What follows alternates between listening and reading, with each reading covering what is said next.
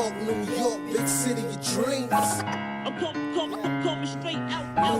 New York, big city of dreams. NYC.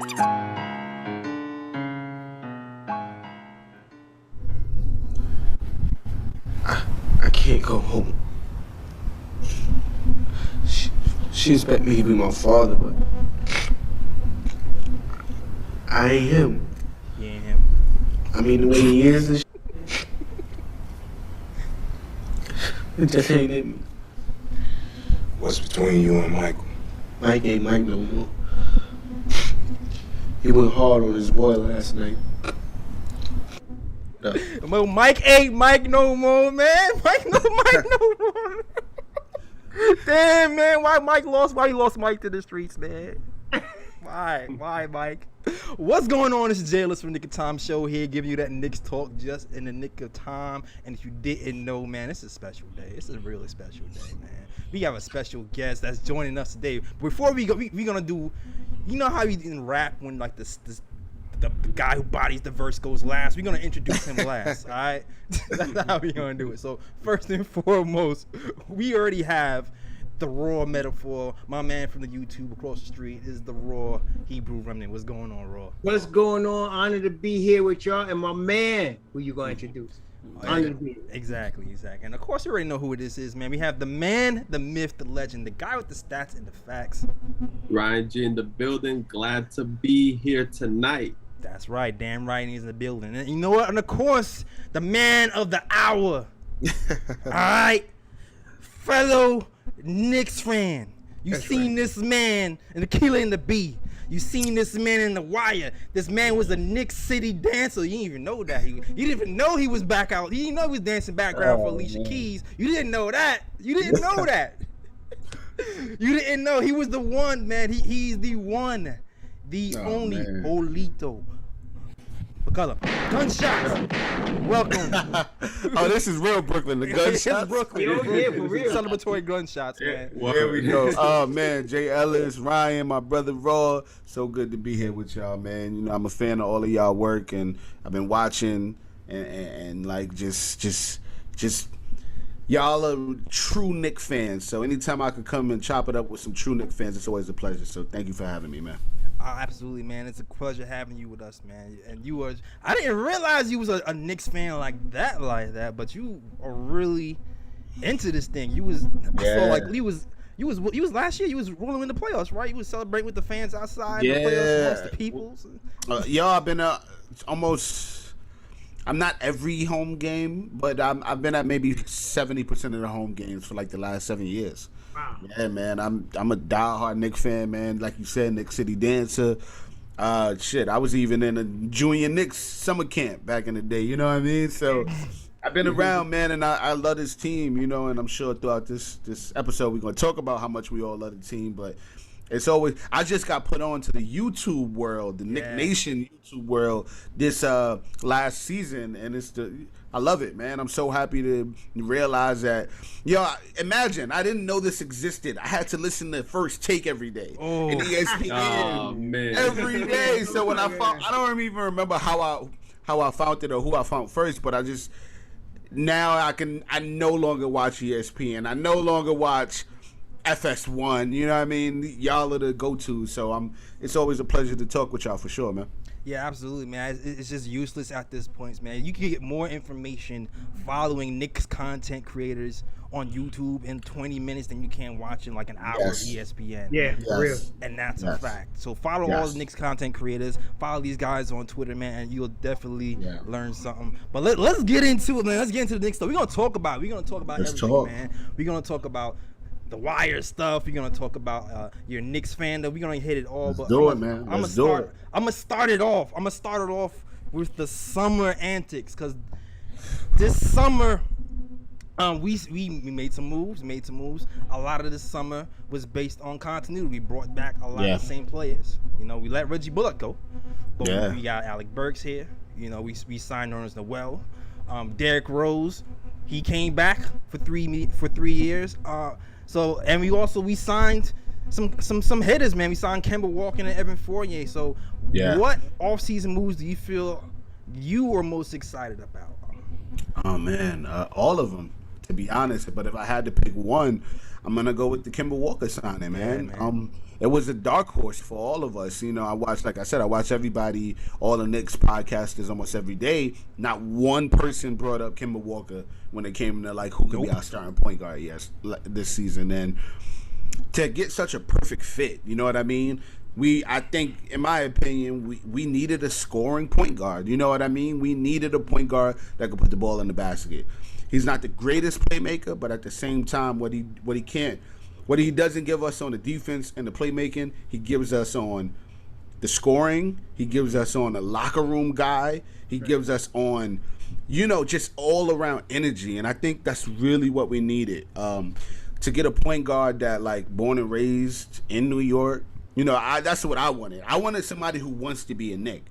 You can get a good point guard or you can get good players, but when you get a person that, like, truly, truly bleeds orange and blue, sky's the limit. We could have easily got I was never sold on the Fred VanVleet or the Brogdon or not even Lonzo, to be honest, because I'm not sure if they truly wanted to be here.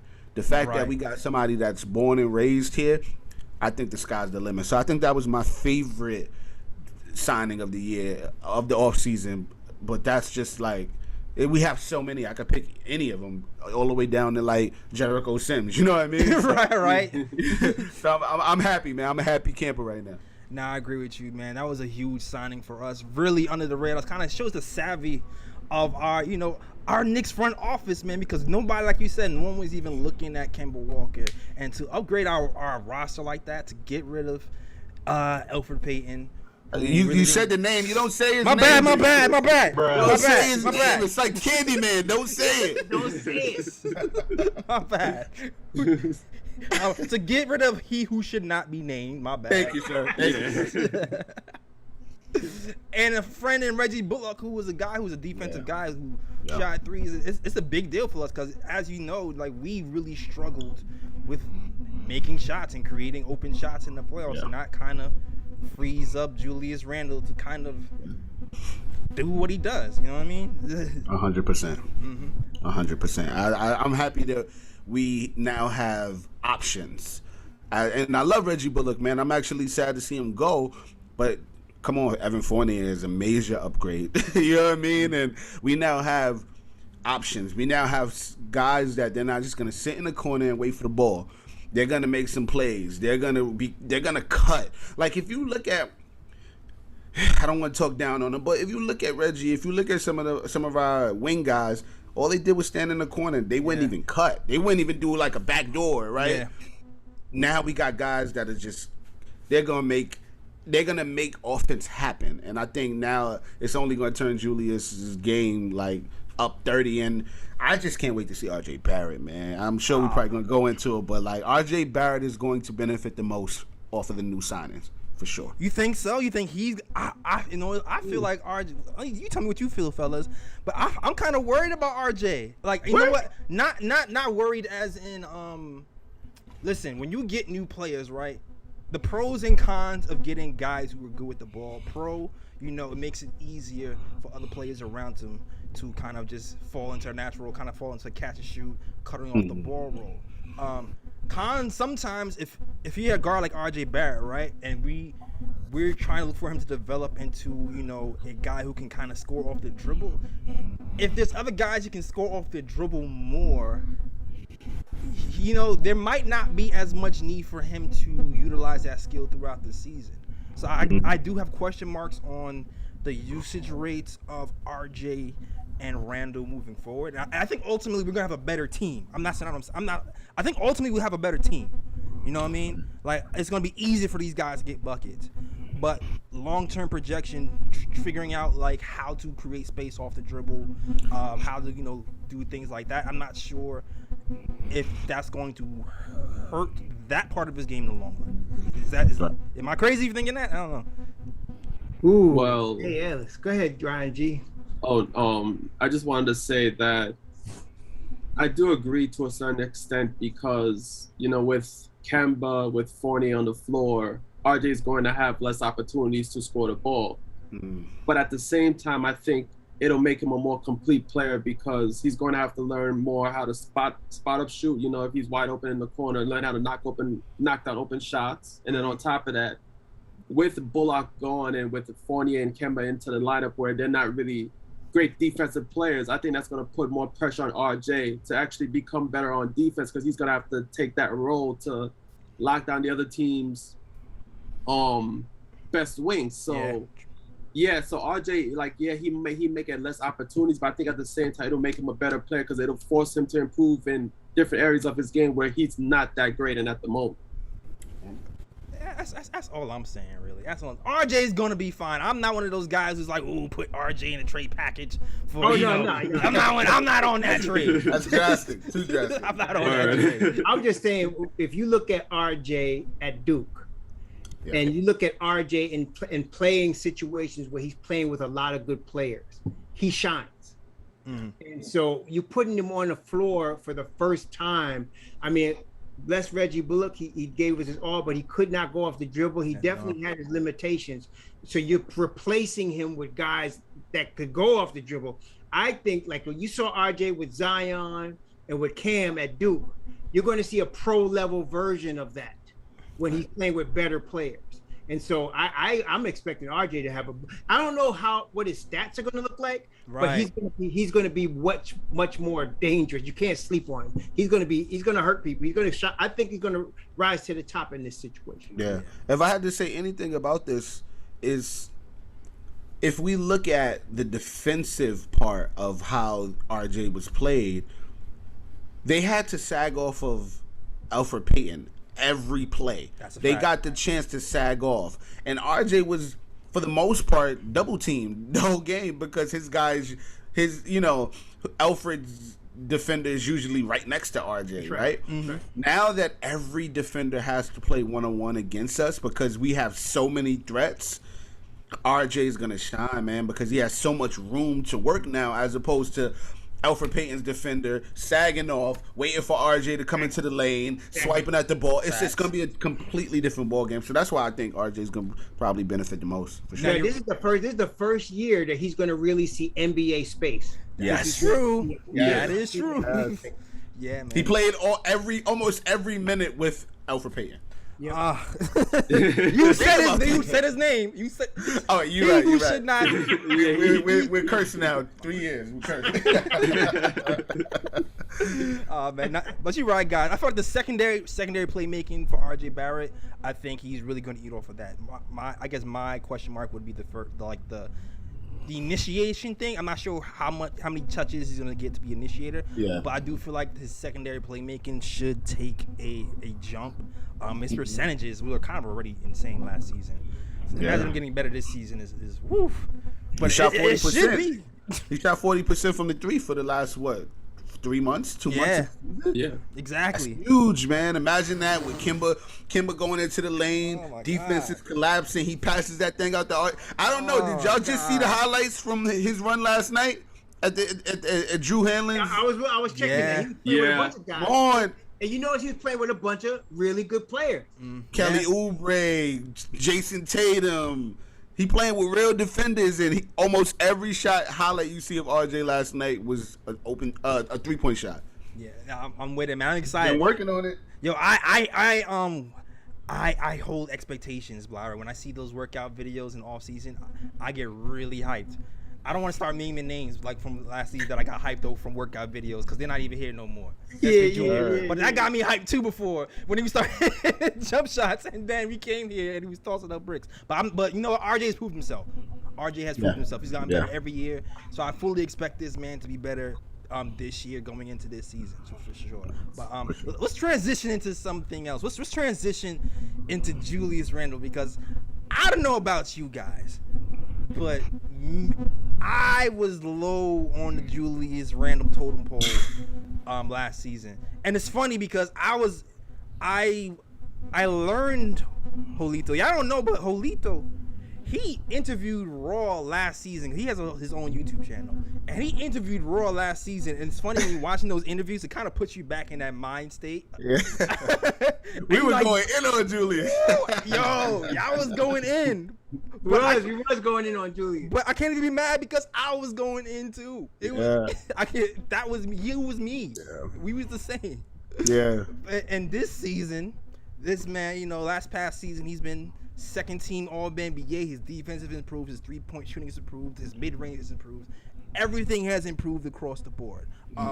So, do you feel this season that he'll be able to duplicate or at least sustain what he did last season, especially with these new arrivals in Kemba Walker and Evan Fournier?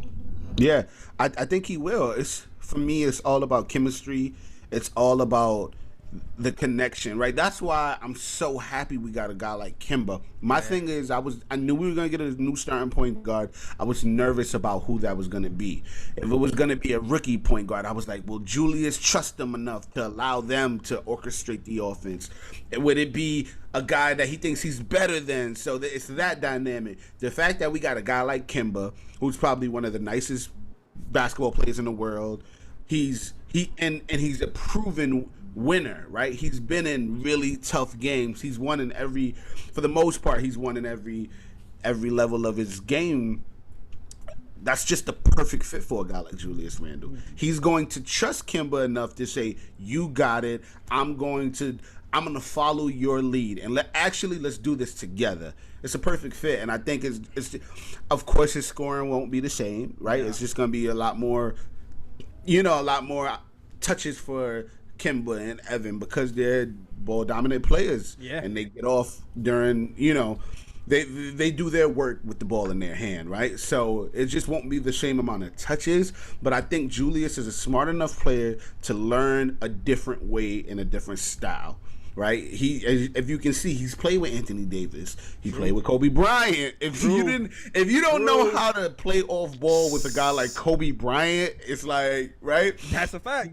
He's played with Kobe Bryant. He's played with some guys who demand the spotlight, demand the ball. So now he got a guy like Kemba, who's not at the prime of his career, but he's also still really good. And now they're just going to work. I just think they're going to work together so well. I'm happy we got a team of level-headed, mature players. Right. That's the thing. I was also nervous. Are we going to get a point guard like a Sharif Cooper who thinks he's the best player in the world and he wants to be the next Allen Iverson? We got players that are all going to just run the system Tom wants them to run, and I think that's going to help Julius a lot for sure. Yeah, I agree with you. It takes a lot of pressure off of Julius, man. And listen, I had question marks about his playmaking coming into the second season. This takes a lot of pressure that he doesn't have to, play make as much. I still want him to kind of pick that part of his game up a little bit more because last year I keep saying he got better last year because he ran plays. He's not a guy to me who can analyze a situation on the fly and make quick decisions all the time. He's a guy who's like, all right, I'm here. Reggie Bull's gonna be here. I'm gonna pass the ball here. He had nobody to pass it to, Jay Ellis. Yeah, I mean, yo, when you got Kemba on one side and Fournier on another side, I think you're gonna be okay. He was passing it to Reggie Bullock. You're right. There's a lot of things that went wrong. I mean, RJ started missing shots. Alfred Payton, I'm sorry. My bad. Just the fact that, not to cut you off, my bad, Jay, but just the fact that he's passing every single person he'll be passing it to on the wing can score the basketball. That's right. He couldn't look at his point guard to give him anything, like nothing.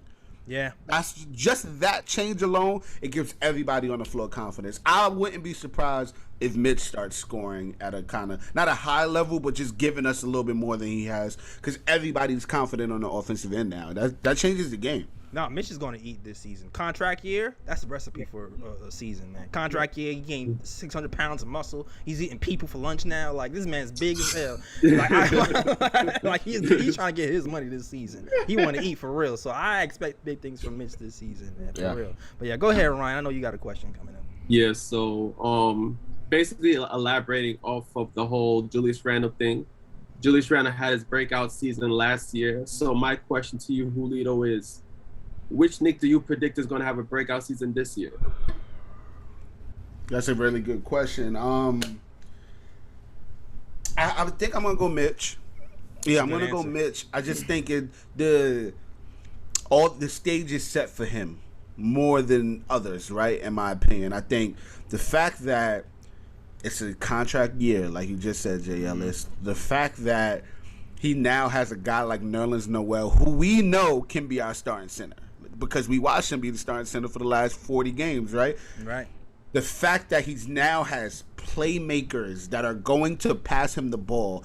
Kimba knows how to throw a lob in the air. Yep. Fournier knows how to throw it in there, right? Like, these players all know how to work with elite centers. I just think the stage is set for him. I think for other players like, Kimba and Fournier, it's their first year. That's always that first year jitters. The lights are going to be so bright for a guy like Kimba. I get it. Julius, he is going to have a lot of fight back coming from that playoff run because it wasn't the best, right? RJ, also, we know, like, there's a lot at stake for a lot of other players, but for Mitch, I think he gets to come in. Yeah, he's coming off of a major injury, but he gets to come in. We know he's going to be our starting center for the most part, unless he has a horrible training camp, which I doubt will happen. I don't think. You know what I mean? We know that, okay, the stage is set. It's just time for you to go to work. I think we're either going to see a really, really good Mitchell Robinson year or a really bad one. I don't think it's like any of that gray area, to be honest.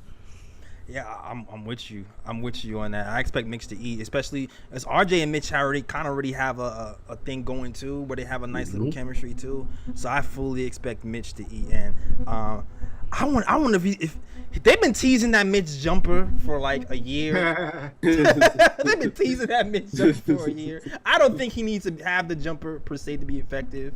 It would be nice to have a stretch center at some point, but I feel like he's just gonna be safe this season and just be the pick, kind of switchable center who can, give Trae Young some problems on those lob plays and finish strong. That's what I see for Mitch this season, and more durability, man, because he cannot be injured this season for sure. Go ahead, Ro. I know you got a question. Yeah. What do you think? All right. So we're talking about the team as it is now. Hopefully, I think we all agree it's improved. So Julito, what do you think in terms of what position do you see the Knicks being in the East?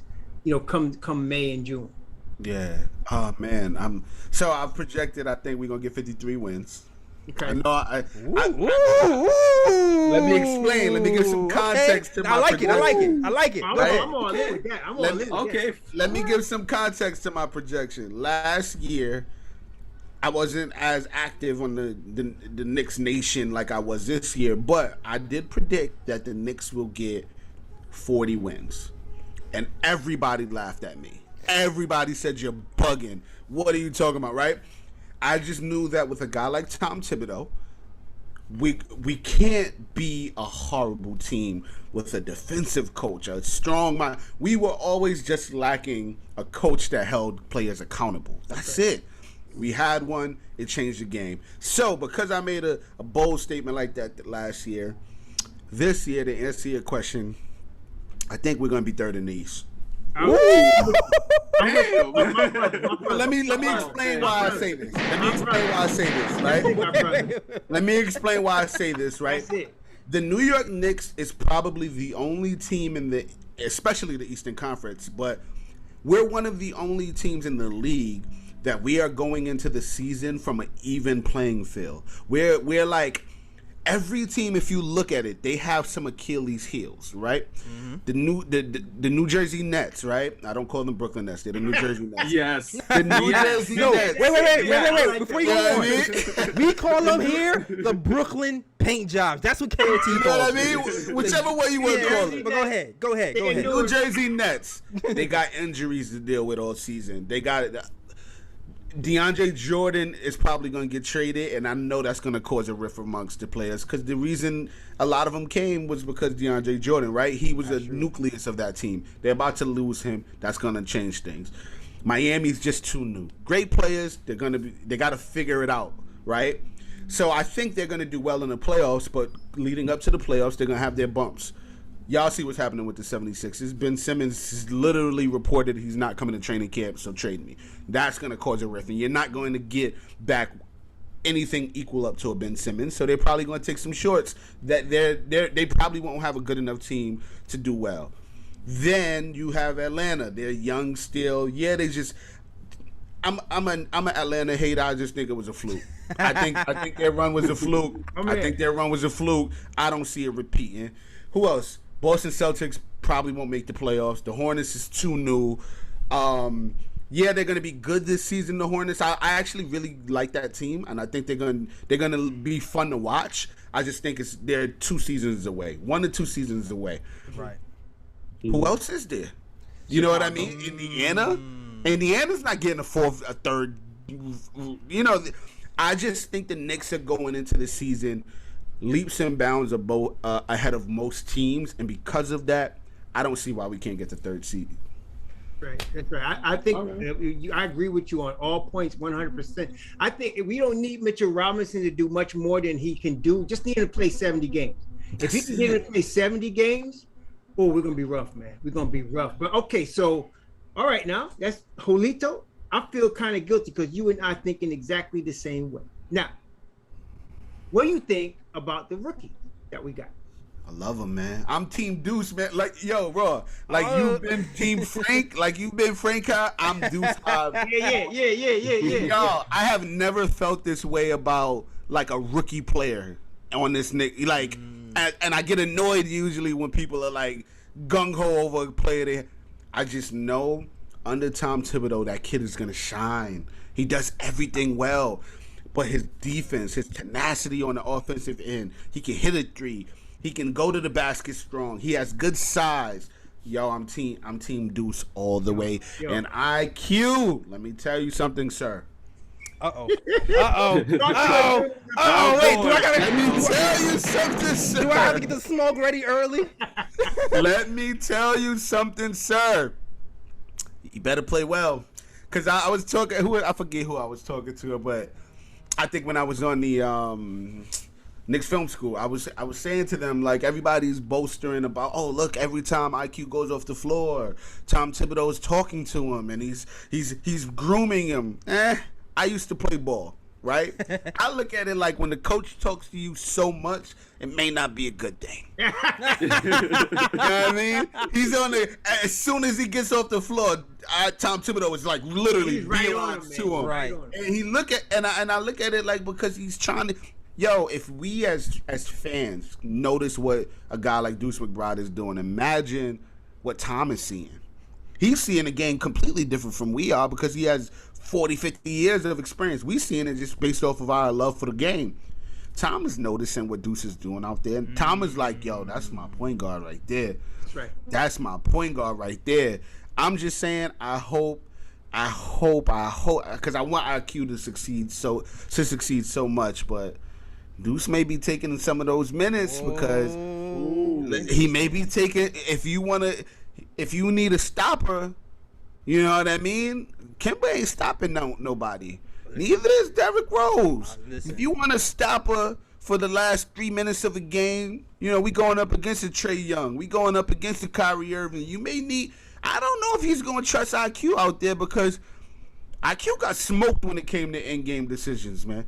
For that other squad, man, they were killing him on the offensive end. If you really watched the game last season, I don't think they're going to kill Deuce like that. I think Deuce's defense is going to translate to this team, to the league.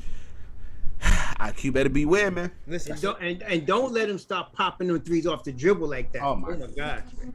Listen, Scary. I'm not mad at that take. I've always been like I want to experiment with the IQ thing because of the talking about the 3-point gravity. He's able to pull from so far beyond the 3-point line. It puts a lot of pressure on the defense, and it kind of forces the defense to scramble. And he's able to get deep into the paint area. Yes. So I'm always like, you know what? While he's here, I want to see him being experimented as a point guard. Now with McBride here, and the status of our team, it's gonna be interesting to see when injuries happen, because I do expect injuries to happen between Derrick Rose and Kemba Walker. Because let's be fair, they've had their fair share of injuries. When injuries happen, I'm curious to see how, what Tom values, because he values vets. Of course, we've seen that quickly. He's kind of like a rookie vet. He's second-year vet. but he's still a vet in his own. But he also values defense, and Right. and he seems like he handpicked McBride. Like, I want him. That's what we saw from the offseason. So I'm really curious to see how Tom plays it, because I do feel like there's value in both of these guys, but I'd also know he values defense, especially at the end of the game. So it's gonna be interesting to see how Tom plays it. How do you guys feel about that? This is, I love this topic. I love the quickly point guard topic. That's like my favorite topic. Or we can go on to the next. You know what? Let's head on to something else. Unless y'all want to add something, you guys. Yeah, I do want to add something right quick. Yeah, Oh, go ahead, you can go, Ro. Go ahead, Ryan. All right. Well, I just wanted to add that I think Quickly is safe right now. I think Quickly will get his minutes. I see McBride as more situational at the moment, but I mean, I do think that if Quickly does mess up, like, he starts to, take bad shots, not play defense and things of that nature, it will open up the door for McBride to get into the game. So while Quickly is safe, I do believe that Quickly does have to kind of watch his back a little bit. He's going to have to play up the par, because if he doesn't, then you have a guy on the bench, and you already know when coaches love a player, they're going to pretty much do anything within their power that they can do to get that guy some minutes. So Quickly does have to watch his back, but I do believe Quickly is safe right now, as long as he does what Thibs really wants him to do, and he's productive on offense like he was last season. Right. Yeah, I'm just saying, it's like, I think Julito hit it on the head, because Deuce, was it Julito? I don't know if it was you or JL's, but Deuce is Tom hand-picked dude, versus IQ was a Kenny Payne, World Wide West type of pick, right? Kentucky pick. But Deuce is like, Tom is saying, I want this kid. Let's make sure we get this kid. Yeah. So I'm not saying he's going to take IQ's minutes right away, although that could happen. But what I am going to say is, Deuce is like this. He's not going to get in with 3 minutes and not do nothing. You're going to know he's on the court. If he's on the court for 3 minutes or 5 minutes, he's going to make his presence felt. And because of that, he will earn more minutes as the season goes on. 100%. I agree with you, man. All good points there. So speaking of something, because we saw a little bit of these guys during Summer League, how do you feel about Obi in Summer League? I feel like Obi did pretty well. It was nice to actually see him not get pulled after 10 minutes. Yeah. I think he was top. Right. I think he was top 5. No, hey, listen, that might come right back around, J. Ellis. You might see it again. Beware. So how do you feel about Obi Toppin and his progression? Do you feel that there can be that game can translate from Summer League to the NBA? Do you feel more comfortable from what you're seeing, or do you need to see more? I still need to see more against real NBA talent. I think I really like Obi. I think he's a really good kid. I just need to see more of a dog in him. I think what I saw in Summer League, I wasn't too flabbergasted over, like, to be honest, because you're supposed to do that in Summer League, man. You were the number 8 pick, and I think he was the number 8 pick last year, right? So he had to play. You do not play your number 8 pick. Right. I think the way Obi played last season, after 20, 30 games, he would probably got benched and became situational, right? Which he still was situational technically, but it just wasn't enough for me. Now, okay, Summer League came. Yeah, do that against good talent, right? Do that against people who matter. You're doing that in Summer League against people who probably will never touch an NBA jersey.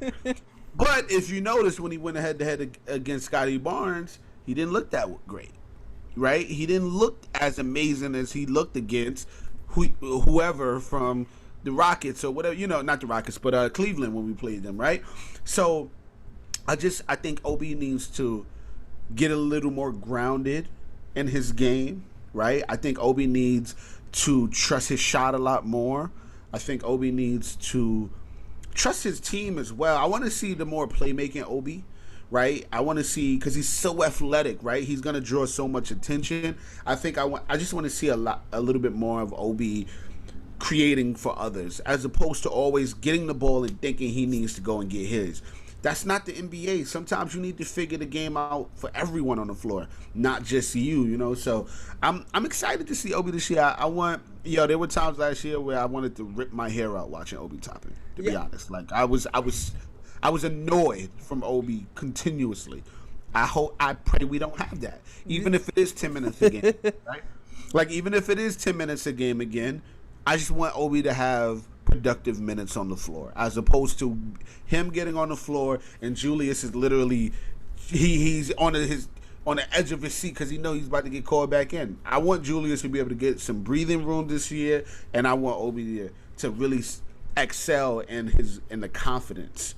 He has everything, right? He can shoot well. He has the athleticism. I just want to see his confidence grow, and I think it will. I don't know. For me, I feel like Ross chopping. I feel like Ross chopping. I was gonna say something, but I feel like Ross chopping. Go ahead. No, Ross. go ahead, Jay Ellis. I'm good.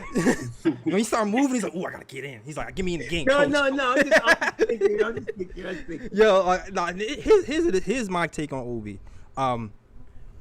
Obi is a pick and roll finisher dive guy, and we use this man 80% of the time as a spot up shooter last season. As a wing player. Yeah, and I think that was 90% of the problem, at least on offense. We took this man's greatest strength and made it like his tertiary thing. Like I think I've seen him run pick and roll, no lie, I think one hand 3 times maybe the whole season, and I'm not even exaggerating. So so combine that with the fact that he gets 10 minutes a game, like I can't even take everything I saw. There's certain things there is to be concerned about, like the post game. It's still a little bit shaky. The jump shot, wasn't there. It seemed like it would be better in college, but the volume of jump shots he's taken this year as compared to college is a little bit different. Like, there's still some things to be concerned about, but I do feel like we did not use him correctly overall. No, I agree with that. What I'm thinking, Jay Ellis was right, because the games this summer where Obi struggled is when Quickly was shooting too much. Yes. I think Obi is really a guy that needs a point guard, a real point guard. And so I think you're going to see him get unleashed when he's playing with a Kemba, when he's playing with a D-Rose on the floor, when he's playing with Deuce McBride, when he's playing with Grimes. When he played with Grimes and Deuce over this summer, that's when he had his best games. Yeah. When he was struggling, when he was struggling to get the ball in the right spots, when he was struggling to get it on the run, it was when IQ was playing. So, and that's one of the shows to me that IQ wasn't a pure point guard. So, but when he's running with a real point guard, I think you'll see a better Obi, because he's not getting the ball. Like a couple of times in the summer, if you notice, Deuce would hit him on that full court pass. He's running the floor, and Deuce caught one. And a couple of times, IQ missed him, not just on the full court, but on back doors. And it wasn't because IQ was trying to necessarily hog the ball.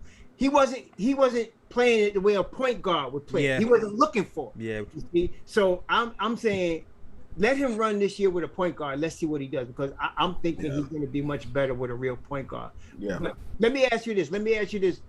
So, Julito, what do you think in terms of all right, so we talked about the rookies, talked about some of the additions. Give me your 10-man rotation. What's Tibbs' 10-man rotation to start the season? Okay. So I think we're all of the thought that the starting lineup will be Kemba, Fournier, RJ, Julius, and Mitch. Right. Yep. So, of course, Nerlens Noel is going to get some playing time. Mm-hmm. Of course, Alec Burks will play. Yep. Of course, Obi will play. Are you okay? Said that guy reluctantly, like, He's like, put in time. Put in. Only because we don't got any other true fours. So far, you said D-Rose, you said Alec Burks, and you said Obi. Yeah.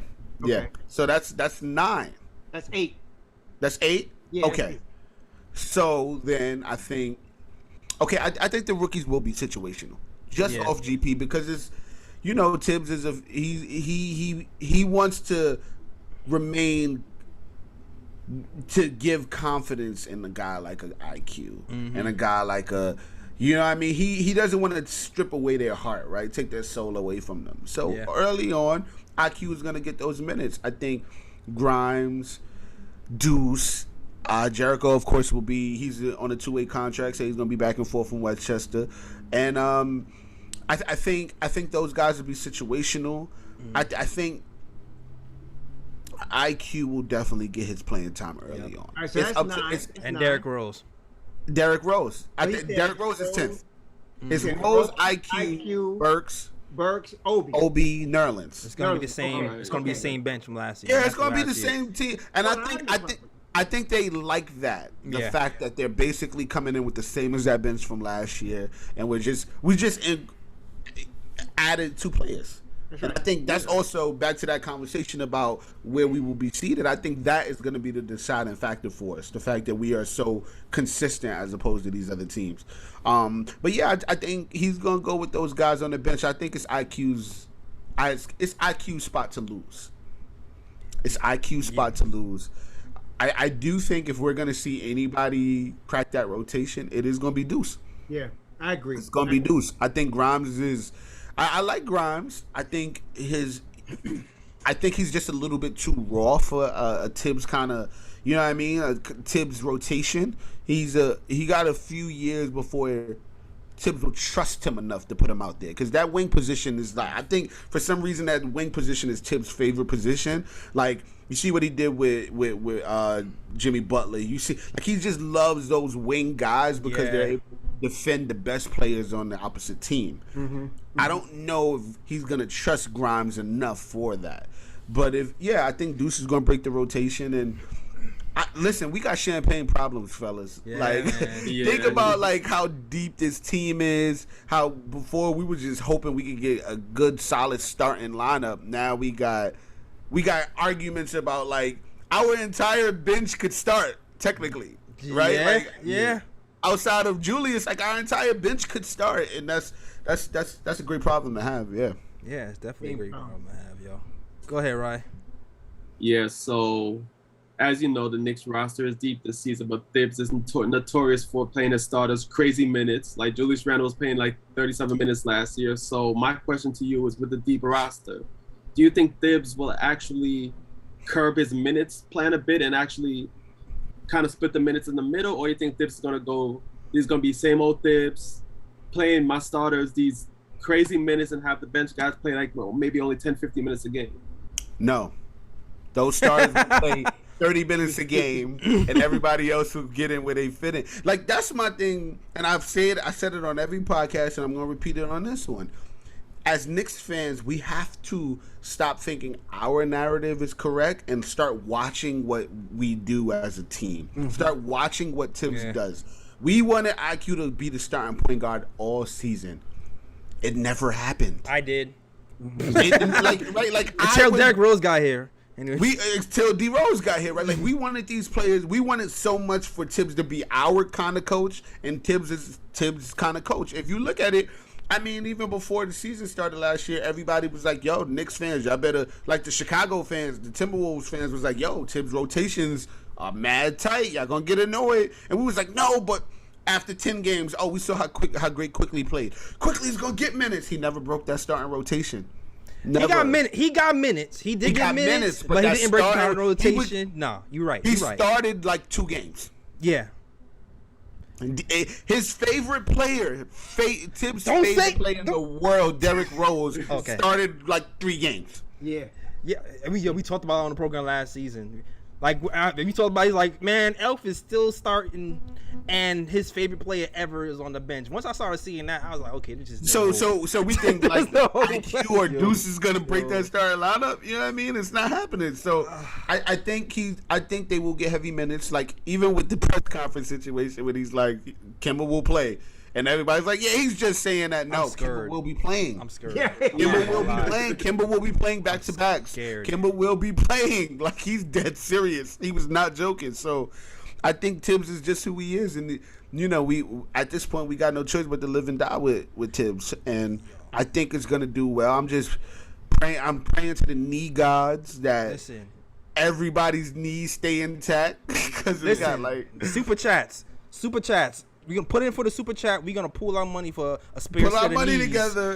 For Kemba Walker. Send the money, he's definitely going to play this man all the back-to-backs. Every back-to-back, And every we gonna need to game. pray that he Do it. We got 5 back-to-backs in November and December, man. That's Ah, damn. At least get him out early. Get him out. I think what the only thing that's in our favor this year that it's not usually in our favor is the schedule, man. The schedule is really kind of us this year. Yeah. If you look at it, man, we don't have as many back-to-back. I think we have like the third least amount of back-to-backs this year in the whole It's league. how they did them though, 5 in 2 months, and then we got 7-game road trip in March. A 7-game road trip through like the West. They really, I mean, yeah, we got some good spots, but they got us back in some places too. I'm just happy we're not ending this season on a West Coast road trip like we did last season. Mm-hmm. You know what I mean? Even though we did well, but it's like I think our schedule was a lot more kinder to us this year than it has been in the past, for sure. Yeah, I'm with you on that one. Yeah, go ahead, Roy. I see you got a question. No, I'm good. All right, cool. I thought Ryan G was coming up next. Now, I mean, well, I just had the 10-man rotation question. Surprise. I think. Do you have any surprise? Do you feel like you see any surprise players kind of coming out this offseason? I mean, this season and maybe doing more than we thought. Yeah, I'm actually interested in seeing Alec Burks this year and the full year of being healthy. That's that injury he had was like Alec Burks does not have a history of being injured. You know what I mean?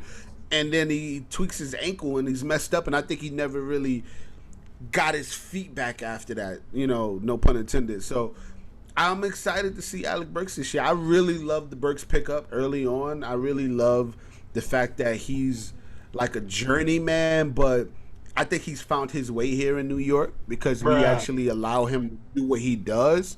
You know what I mean?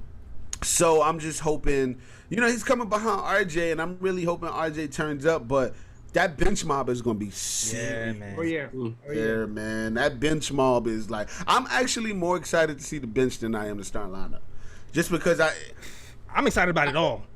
I'm excited about it all. The bench between Kemba, Evan Fournier, Mitch, who's like 320 right now, and the bench with IQ that's in year 2, and Derrick Rose, and see if Grimes can turn into Allen Houston with defense, and see if McBride can be the stopper and hit threes the same clip he was in the summer. There's a lot of fun things to look for, man. A lot of fun little narratives going on. From stars man. And the bench, man. Go ahead. I'm sorry. I agree with you. Somebody in the chat just said something about Burks is always hurt. I know. Burks is not always. Every player in the NBA is always hurt, if you want to be technical. Right. So I'm talking about a major injury. I'm talking about a career-shifting injury. He's not always hurt. He's an NBA player who plays 82 games a year. Right. Yeah, Everybody. He gets to tweak injuries. He gets to tweak injuries. It's nothing that's like shifting his whole season. I think it just affected him last season. He was on a new team. He had a huge role with this team, and it just he was playing so good for us, and it just shifted things. He hasn't had an injury where it just shifts his whole season. I think now that I doubt he'll have an injury like that, I think it's going to be a time for him. We're going to really get to see what he does, and he got the green light. You know what I mean? If you look at that bench, man, nobody besides D Rose. I mean, IQ, of course, is going to play his hardest to score and go crazy, but Alec Burks got the green light this year, and I'm excited to see what he does with it. Me too, man. Go ahead, finish. Go ahead, Raw. Nah, super chat, baby, super chat. Oh, super chat. Yeah. Let's go. Let's hold on. Super chat's in the building. Big Reaper, $20 super chat. It says, Brooklyn. Yeah, man. Bust a shot. Yeah, let's go. Our defense struggles. Look out for Grimes or dudes getting heavy minutes by mid-season. Yeah, man, their defense is the X factor, considering these guys are kind of defensives.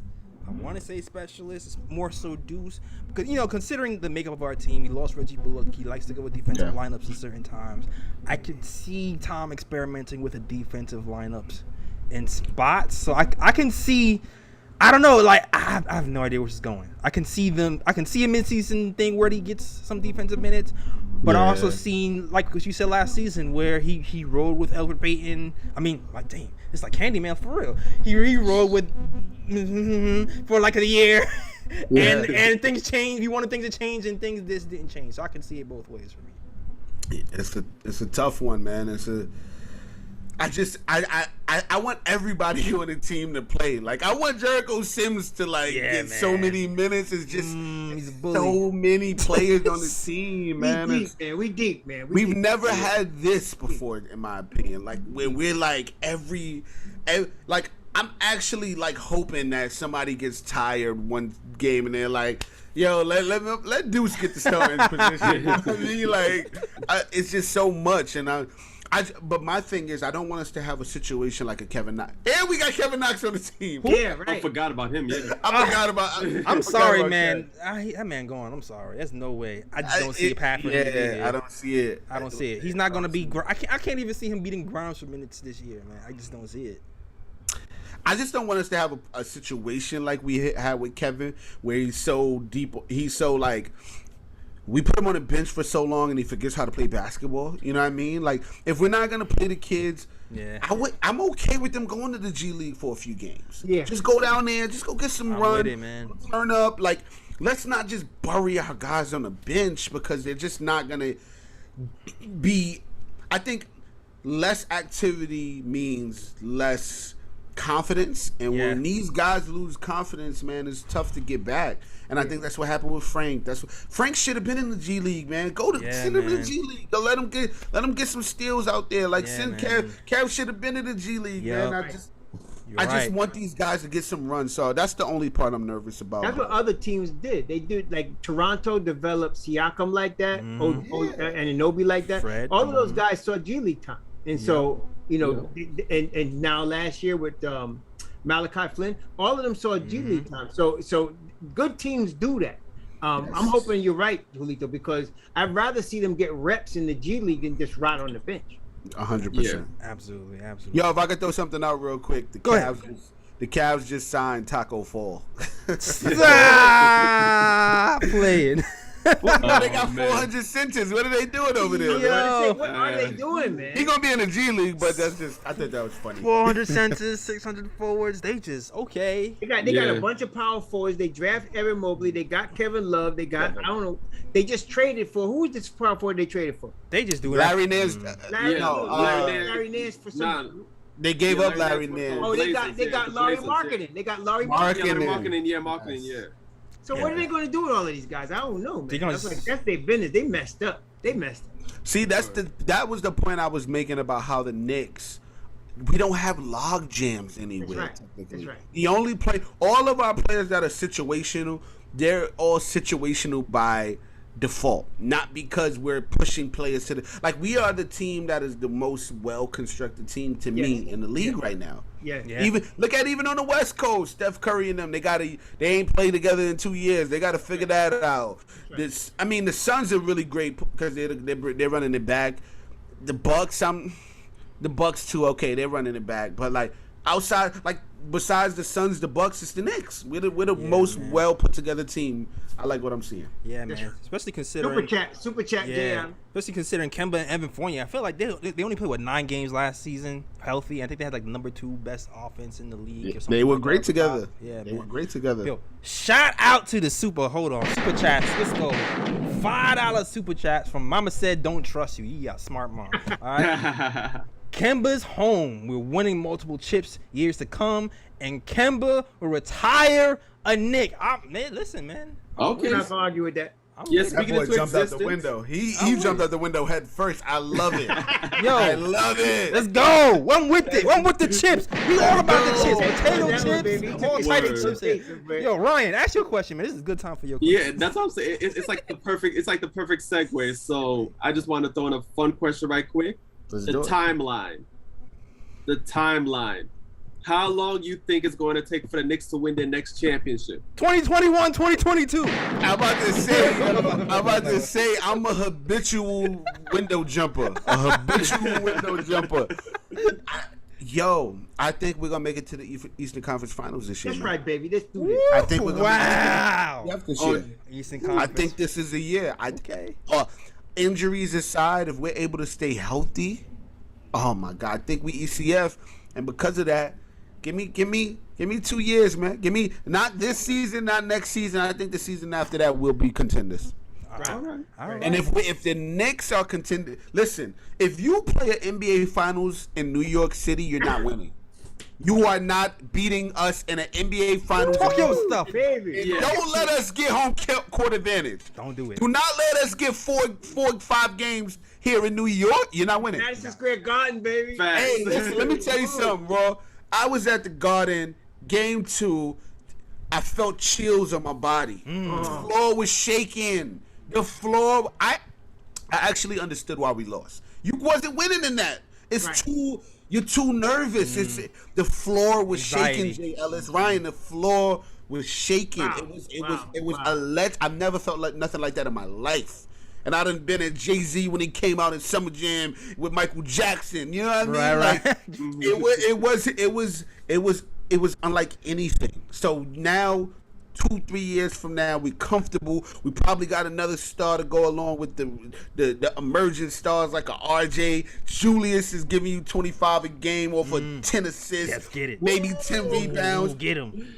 If you play 4 or 5 games in New York in the finals, you're losing. That's right, baby. Let's go. That's right. And that's it. He said it. That's it. He said it. And that's it. He said it. On period. It's over, man. He said what he said. That's what he said. Word on God. Oh God, man. The Nets are gonna implode. They're imploding this season. We are gonna see this season where the Nets implode. They're gonna Durant and Kate and Kyrie gonna start fighting or something. That locker room is done.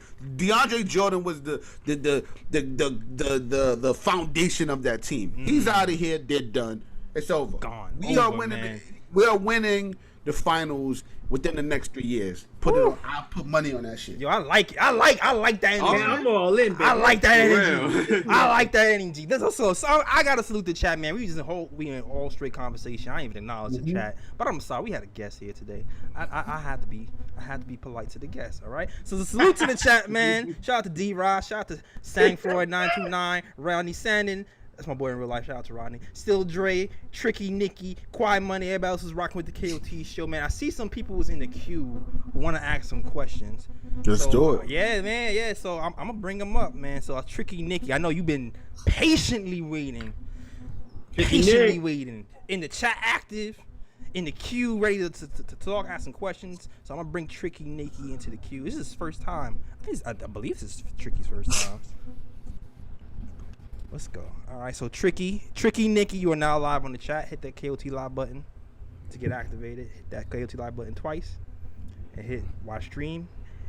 So you can hear everybody else, and we should be good to go. Let's do it. You are live, Tricky. All right. I heard the mic click. You guys hear me all right? Yeah, we sound like you in the bathroom in space, but we can hear you a little bit. What's going on? He's up there in Tesla. My son. It only happens to me on Discord. Yep. Is that a little better? Yeah, okay, yeah, we can hear you though. We can hear you. Can you hear the fellas? I can You hear good? you. You I good? can't hear them. You can hear. We ain't said nothing yet. Yeah, we hear silent. Do you hear them now? No, I really don't need to hear them because I think I heard enough. Okay. But here's my point, and they hear me. Ooh. We're getting spicy. All right. What's good, Tricky? Say it with your chest. Don't be shy. I don't think he is. He hear me though. He said he hear me. Yeah. What do you got to say, Tricky? Oh, Tricky hit an asteroid in space. He can't. Yeah, he must have got some That's extra. what happened when you come in with too much energy, man. I agree with Mama said about Kemba Walker. Okay. And he's gonna blow up this team. But my point was with some of you guys saying, you know,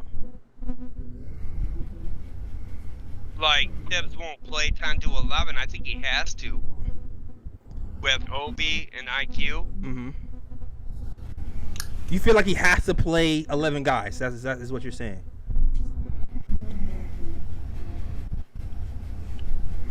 Tricky. I feel like he has to because you got to have IQ and Obi get their minutes.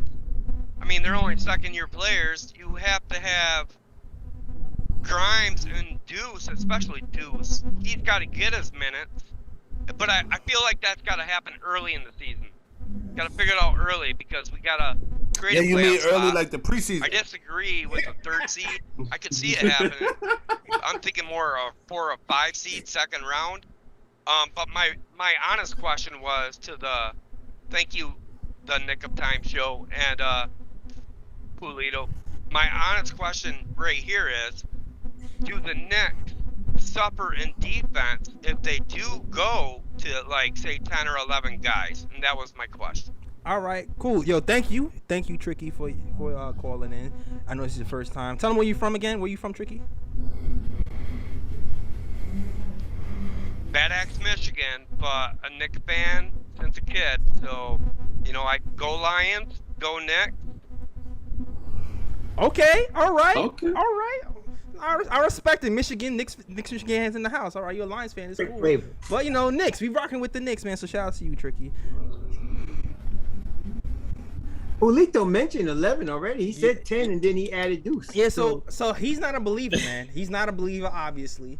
He thinks we have like I think this kind of illustrates what Julito was saying, man. Like sometimes you want what we want, but we have to kind of watch patterns, and I don't see an 11-man rotation. Not definitely not the whole season. Go ahead, Ryan. No, I was just saying, when has anybody seen Thibs play an 11-man roster? Like, that's never happened. Thibs, like Thibs rosters are usually 8 and 9-man rotation with like guys on the outside that he puts in situational. So to think that Thibs is going to play 11 guys, that's not realistic. Not from Thibs' history. It's not realistic at all. It's not happening. It's not happening. Tom Thibodeau barely played Kyle Korver, Ronnie Brewer.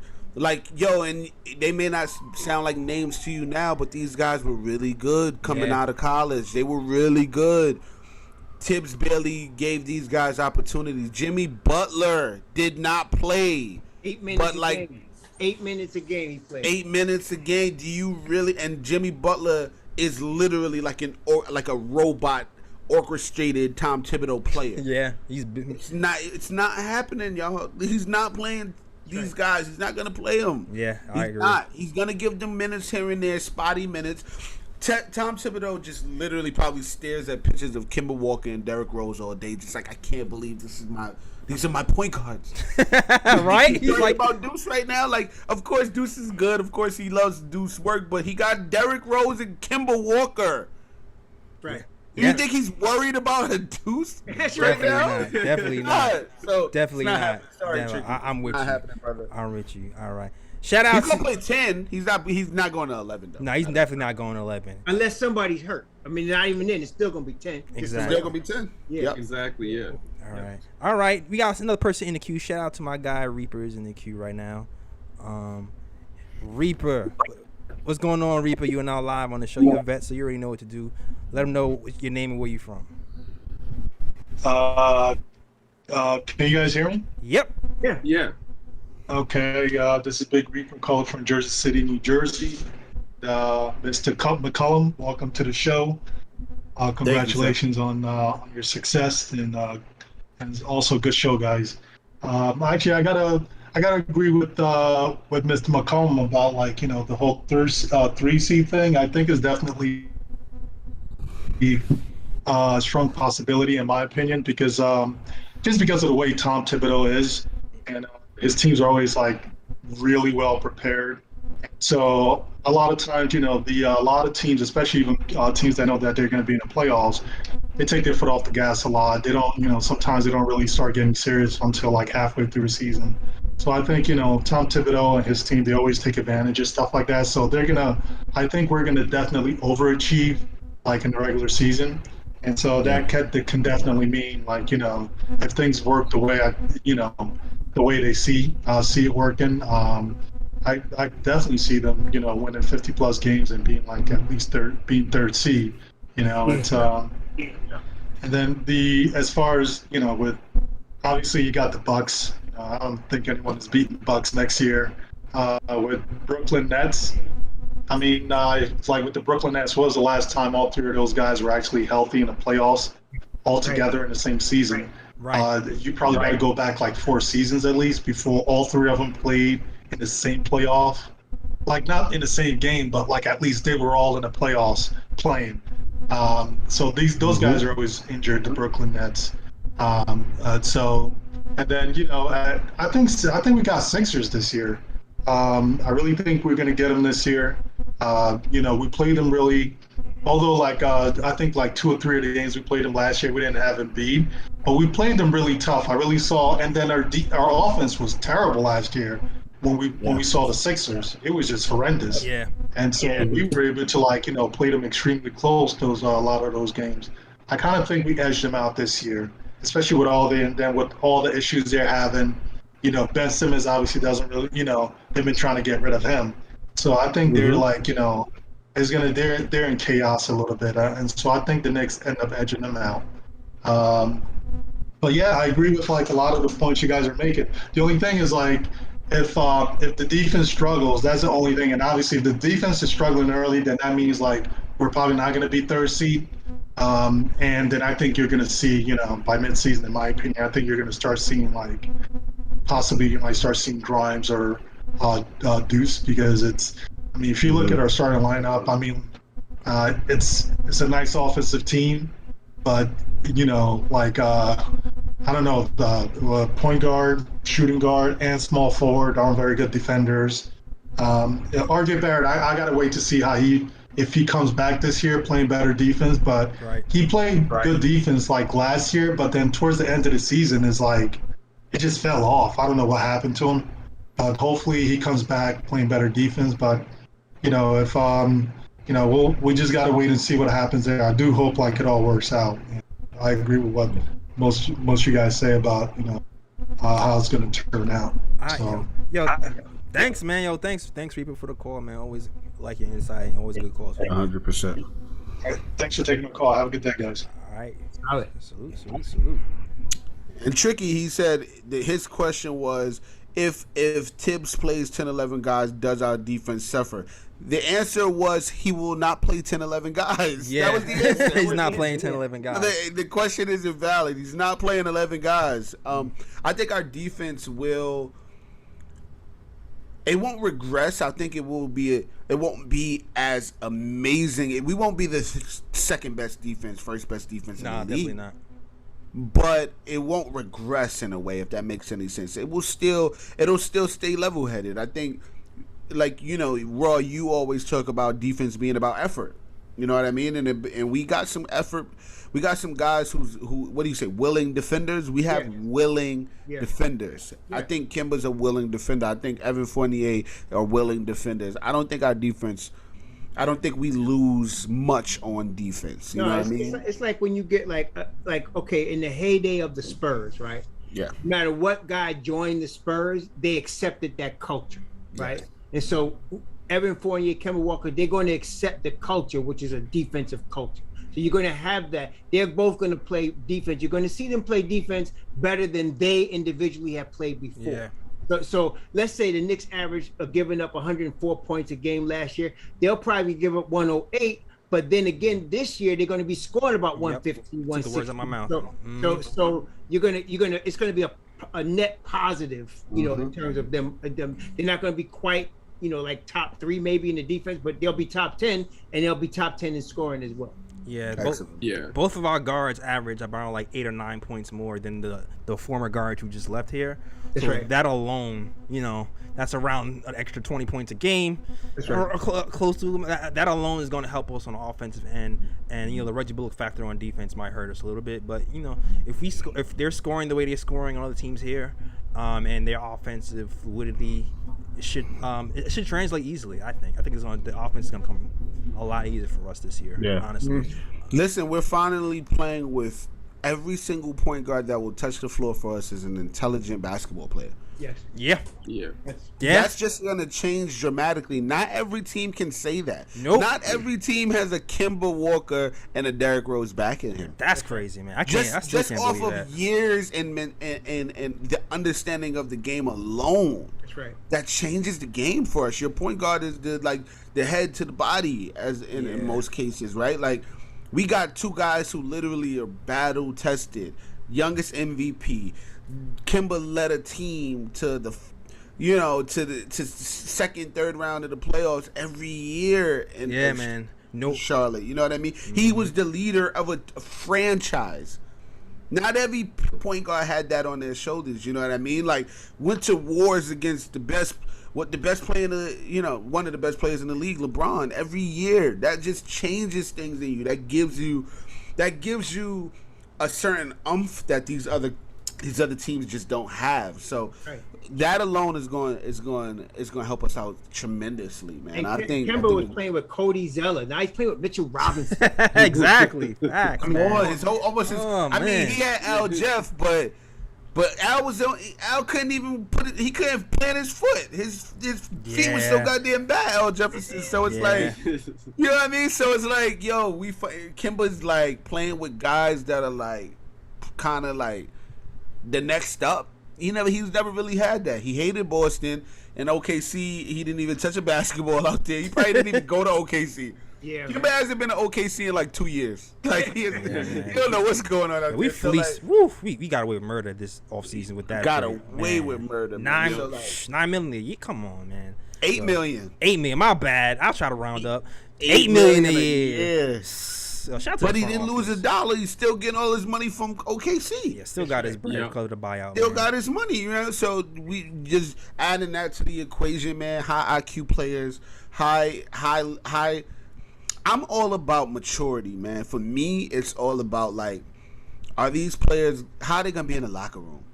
How are they gonna be when they're on those long plane rides? Are they gonna be able to tell their players, listen, we on a 2-game losing streak, but things change really quickly? Or are they gonna have their head down just as much as Mitchell is gonna have his head down? Like little things like that changes the game. Yeah, we got a locker room full of those guys right now. And no one has ever said a bad thing about Kemba Walker ever. I've literally not heard a bad thing said about Kemba Walker from his high school coaches, his teachers, his friends, his family. He's like didn't he win an award, if I'm not mistaken, for the league? Yeah, I think so. Between Derrick Rose and Kemba, award, I believe, like 2 years ago. Yeah, like he's a really nice guy, and I think that little things like that is going to help out everybody on the team. Now I agree with you, man. Between Derrick and Kemba, that has to be like the nicest humanitarian backcourt and the nicest guy backcourt in the NBA between Kemba and Derrick. So kind, so kind. I just imagine just putting their hands out and birds landing on their finger on some Disney. Yo, forget all that. I want to put some foot in some people's behinds out there, man. Let's play some defense, boy. Let's go. They do. That's what's so ill about them. They're mad sweet. Won't bust a grape in the fruit fight off the court. You put them on. You see what D Rose did in the playoffs. That's right. You see what D Rose did in the playoffs. He was our playoffs. Yeah, he was, without D Rose, we lose every game by 40. That's exactly right. That's a fact. And then Kemba, the Bronx, man. I don't know if y'all know the Bronx. I done been up there. Yeah. I done been up there. Them dudes is rough, man. Ball. Like Kemba is ready. Kemba is ready to ball, man. So I shed a tear. I shed a tear when he rocked the do-rag in a Knicks shirt yesterday. I was like, yo, this is so New York. It's crazy. Right For real. Yo. And he's in shape. You see, he looked like UConn Kemba out there, man. With his Knicks stuff on, man. They ready this year, man. We gonna put the league on notice in a way that they can't. Like even last year, they had moments where they tried to make little jabs at us. They tried to laugh at us at certain moments. Nah, this year you ain't gonna have no choice but to cheer, man. That's it. No choice but to say, yeah. That's it. Cause what we gonna do this shit. I gotta jump out the window one more time. Sorry to Nah, man. No parachute needed. Go ahead, boy. No parachute. No, I think there's a very high possibility we could start the season 10-0. Yo, you're not the first one to say that. Okay. I don't see why. I don't see why not. We play the Magic. What, twice? Yeah. Cleveland is in there. Toronto's in there. I don't like guessing about the thing though. This is yeah, you're right. Yeah. You remember I predicted the 10-game winning streak in the offseason. And then he started losing. You was wilding, son. You was wilding last year. We got not 10 game, but like I predicted we win like 10 out of 11 or something, and we actually pulled it off. And Roy was like, "Nah, J. Ellis, don't say it out loud." I said, "Don't say it." I said it, damn it. I said what I said. Right. You're right. I'm just saying. I'm just looking at that's why I say the way that the season schedule is set up, we're starting off amazing. Yeah, like the schedule is amazing for us to start. It's amazing for us to end. There's some crazy spots in between, but like that's those first 10 games, man. We only play the Sixers and the Bucks. That's it. I'm that's over 500. Everybody else has a negative, First pick rating in last Boston, year. Orlando, Philly, Chicago, New Orleans, Toronto, Indy, Milwaukee. I'm not bugging, man. I'm kind of with you on that. Everybody kind of looks like a little bit like food to me. I'm not even gonna hold you. I'm not even gonna hold you. You can't sleep on nobody. I'm not gonna sleep, but they can't sleep on us. But they can't sleep on us, Raw. But they can't sleep on us. I can't sleep on us. Yo, Max, that worked both ways. Exactly. It works both ways. Listen, we didn't talk about Chicago, but Chicago's way too. That's like a brand new team over there. No, it is. And I love that we're playing them early on. Yeah, man. I think Playing them early on, they're not gonna have no chemistry by the time we play them. That's right. Lonzo, look at the leader. Like Lonzo ain't got the personality to lead no team for real. He's like passing. they ain't gonna build no chemistry until they start losing, which is gonna happen. But we gotta come on, man. I'm with you. I'm saying I'm not gonna say 10-0 because that's wild. I'm gonna say 9. I'm gonna say we're gonna start the season 9-1. Okay, I'm with it. Yo, I'm with it. I'm out the window with you. And salute Super Chat Central, man. Shout out 5 Super Chats from Reggie McDowell. I gotta slow down and read this because there's a little bit of typos. Saw Randle's interview where he said unless Axe wants to be active in getting superstars here, are y'all worried we could end up being the 2000 Bulls? Oh, post Jordan. The post Jordan Bulls? That's not a good comp. We don't have no Jordan. I don't understand. Never had a Jordan to begin with. I'm not worried about this team for several reasons, man. Like, one, our front office is obviously intelligent enough to put a team together who is, one, competent, basketball smart. Two, they're not severely overpaid. We can move places easily to make, other moves if need be. And three, I mean, we also have young guys who can sustain us for long periods of time. So I feel like regardless of, I feel like we're good for seasons to come because of, we don't have debt, we have young guys, we have flexibility, we have mid-range guys who kind of covered the gambit, and we're a healthy team. Yeah. So I'm not really worried for the first time in a long time. Before it was like really kind of almost blind faith. This time I'm looking at the way our front office is moving, what they've done in the offseason, and how they've built this team moving forward, and I'm not really worried. No, they played chess, man. Look what they did in 2 years. Yeah. We got a deep team, man. I mean, and just coming off a 4th seed, that's no. I'm telling you, Leon Rose should have been considered one of the executives of the year. There's no doubt about it, man. I think he was. He had to be. They couldn't give the Knicks both of them. They had to give the Suns something. Yeah. Give the Suns something. And now that I think about it, I think I know what he's referring to, because after Jordan left, I remember Jerry Cross tried to build the Bulls. He tried to build the Bulls into another contender. And I think during the offseason, that's when they brought in a lot of big names, but it ended up blowing up in their face, and the Bulls were no good. So I think what he's trying to say is Julius Randle talking about bringing in superstars and this and that. Do you think that we're going to implode like how that Bulls team did back in 2000 or whatever, when they signed all those big players and they ain't go nowhere? I think that's not us, because you have to you had to add in the continuity. We have continuity coming into the season. We didn't just give up Julius Randle and RJ and now we're trying to rebuild. We literally kept almost every player but 1 or 2. Yeah. That continuity is going to add for something. It's we are a team that knows each other. We brought into the best thing they did this season was not just bring in Kimba and Fournier. They brought in 2 guys who literally just played together. So even if they don't necessarily mesh well with us early on, they at least know each other well enough to know their spots. They know what they like. They have camaraderie already. That is a game changer. We didn't just give up 2 of our best players. I mean, Krause gave up the whole team. Yeah. The coach, he fired everybody. Exactly. He didn't want nobody on the team. He just wanted the Bulls to be him, and that's it. That's it. Exactly. That's not us. Yeah, exactly. Let's keep it moving a little bit. First of all, when did you? I know, you kind of born around the '90s. So when did you first become a Knicks fan? Oh, Like, do man. you know when that is? Because sometimes it's not even a moment. Sometimes it's like a collection. For me, it was a collection of moments, and it happened when I didn't even realize it happened.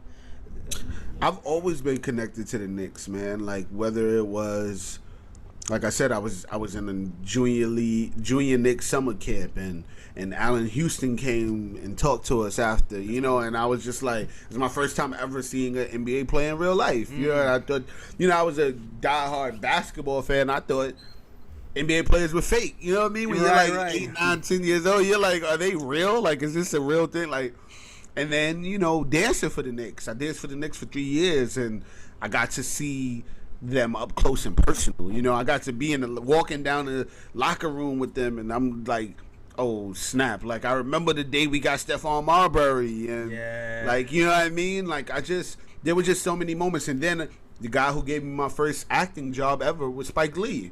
Oh shoot! You know what I mean? So like I've been connected to the Knicks in so many different ways, man, and I don't know. I just like MSG is like my home. You know what I mean? It's like, you know, when you grow up in New York and you grow up with a team like the Knicks where everybody just talks shit about y'all all the time. Right. You go to the Garden and it's like when we're in that little circle or that oval, whatever it is, you just feel like we family. You know what I mean? Because we know that one day this team will succeed, and when we're in that arena, we together, man. We fighting, and we don't care what celebrity is there. We don't care, like the fan, like the ESPN and all. They care about stuff like that, man. Mike Breen is talking to the fans just like they were right next to him, like Walt Clyde. You know what I mean? Right. Like when we're then in that Garden, man, we're together. Look at this. We got 114 people up on a Tuesday night to see 4 guys talk about a team, a basketball team. Like, you know what I mean? This is what we do, you know, and I think I've always been that kind of underdog kind of guy. Like, I want to root for the people who everybody's laughing at, because I've said it again on every podcast. When we win a championship, it's gonna be like anything in sports ever, because we didn't have super teams. We didn't. The people that's gonna be at that parade are gonna be like die hard from day one. You know what I mean? I cried watching us lose like 30 games into the season. You know what I mean? Yeah, like, you know what I mean? Like, those people there are gonna actually be the fans that matter. If you look at every team besides that Dallas team, that Dallas year they won, that was like if you were a Dallas fan at that time, you were a diehard. You know what I mean? But like when Miami won, those was all bandwagon fans. Yeah, man. You know what I mean? Like when the Bucks too, but it's still like, I mean, it was a bubble season. You know what I mean? This was a crazy ass season last season. These fans in New York are unlike anything, and I think absolutely when you bring that together and you have finally like a team that like you kind of feel good about. Like I don't know about y'all. I just don't remember the last time we were a month out of a season, and I felt really good about the season, man. Mm-hmm. Like I feel really good about this season. Like I'm very confident going into the season. Me too. It's and then like last year was like a Cinderella story, man. Like the first time we heard Julius say "we here." You know what I mean? Like I remember it was like the game it mattered, but it wasn't like a life or death game. But like when he said "we here," and I'm just like, you know what I mean? I was at most of the games when we were on that 9 game winning streak. Like it felt like something. It looked like something. It felt like we were in this together, and I think that it means a lot to the city. It means a lot, even if you're not from here, man. There's people that's all over the world that just care about this team. So. Yeah, man. All of those things have led me to be this Knicks fandom, man. I got the Knicks tape tattoo. Let's go! Got the Knicks tape tattoo. I got this like let's go, 8 years ago. You know what I'm saying? 9 years ago, man. Like I'm a diehard fan, and I think we are in this together, man. And so when we say we here, we mean it, and we here, and I don't think we're going anywhere. That's crazy. You think Shumpert knew that you was on your tattoo when he started that whole Knicks tape? That's crazy. Shump did start the Knicks tape. We don't talk about that enough. We don't know. Shump definitely started the Knicks tape. Shout out to Shump, man. For real. Facts. Man. So question like what? That was a hell of a first job. It's like, yo, my first job, I was the CEO of, like, your first job was working with Spike Lee. That's great. Yeah. So explain that transition. Explain that transition from, okay, you're in New York. You're a Knicks city kid dancer, and then you become an actor. Like, how do you transition from being a dancer to an actor? Well, I'm gonna give you a quick story I haven't given anybody, but it's a little deeper with the Spike Lee situation. Exclusive. Okay. Yeah, it's a little deeper because I grew up in the projects, man. I grew up in Glenwood projects, and I grew up kind of unfortunate, like less fortunate, excuse me. And we didn't have much at times, but there was a time where the only, like, this is before the social media era. This is before cable, for real. Like, I mean, it was cable, but we ain't have it. But this before, like, we did the cable box. You borrowed from your man. You know what I mean? This before, like, and all we had was one DVD, man. We had one DVD every few months, and we would just watch it on loop. And one of the DVDs we had for quite some time was Crooklyn, man. Wow. Crooklyn was like the one we just watched every day, all day. I knew every word and and then, to become an actor, I was only a dancer for like 2-3 years until I ended up shifting over to acting. And then, one of my very first auditions was in front of Spike Lee.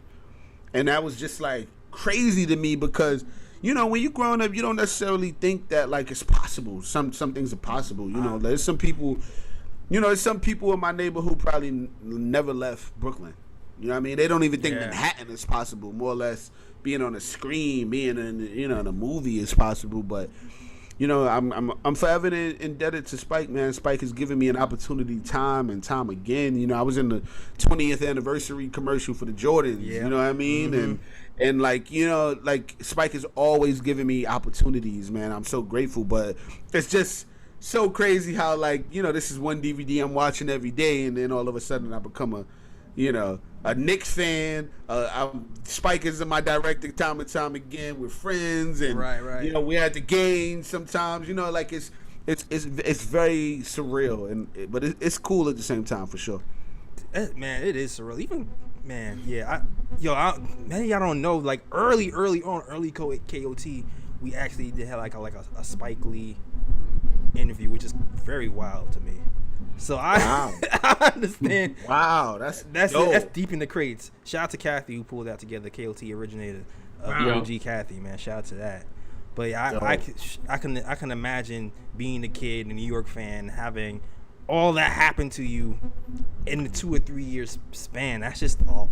That was crazy, man. A lot. My career has been very unorthodox, very like. Man, my very first audition I went on a audition for the movie Honey. I don't know if y'all remember it with Jessica Alba. Yeah, I remember it. I went on 9 callbacks. You know what I mean? Which is crazy. Like when you go on your first few auditions, you don't book nothing. You got some time to work. You know what I mean? But my second audition was the one in front of Spike, and I ended up booking it. You know what I mean? And wow. It's not always like that. You know what I mean? It's definitely not, man. Always like that. You do not book your first few auditions ever. So sometimes you favored, man. You guys like, yo, hey, I'm very grateful. Grateful. I give it to God, man. I give it to my mom. She's a hustler. Brooklyn chick. From the 70s, 80s, who ain't taking no for an answer, you know what I mean? But God has always placed me in positions to win every time, and you know what I mean. And I've been very grateful for sure. Yeah, shout out my mom. Sounds like she does her thing. Very different from the moms in The Wire. Very different. Very different. Moms in The Wire was wild. Very different. But let's transition a little bit. So, what? Okay, so when it got to The Wire is a very different type of environment. It's be more. It's kind of like a different feel. So how did you prepare for that role compared to your other roles that you've done before? Because I feel like that process would have to be a little bit different. Yeah, it was for sure. But with a process like that, I was at that point only in a few movies, few TV shows here and there. I'll come on. I do a few guest spots on Law and Order, or a few guest spots on this. It was never anything that was going to be for any long period of stretch of time. When I got The Wire, I was like, oh, I'm about to do this for a year, like this one character every day for a year. It required, it required you to be different. But I think, it was an ongoing process. Every day we learned something new about these characters. Every day it was an opportunity to I had to live the character. I never had to live with a thing outside of my family prior to that, right? Like, so I had to live in the spirit of this character every day, and it was super interesting, man. I think they prepped us well. We did a lot of quote unquote rehearsals prior to. I had never saw The Wire before I got it, so I had to I had to do the research to learn the show and learn the people and learn. I had to learn that world before I stepped into it, because it was a world that people held dear to their hearts. It's just like, imagine you got to.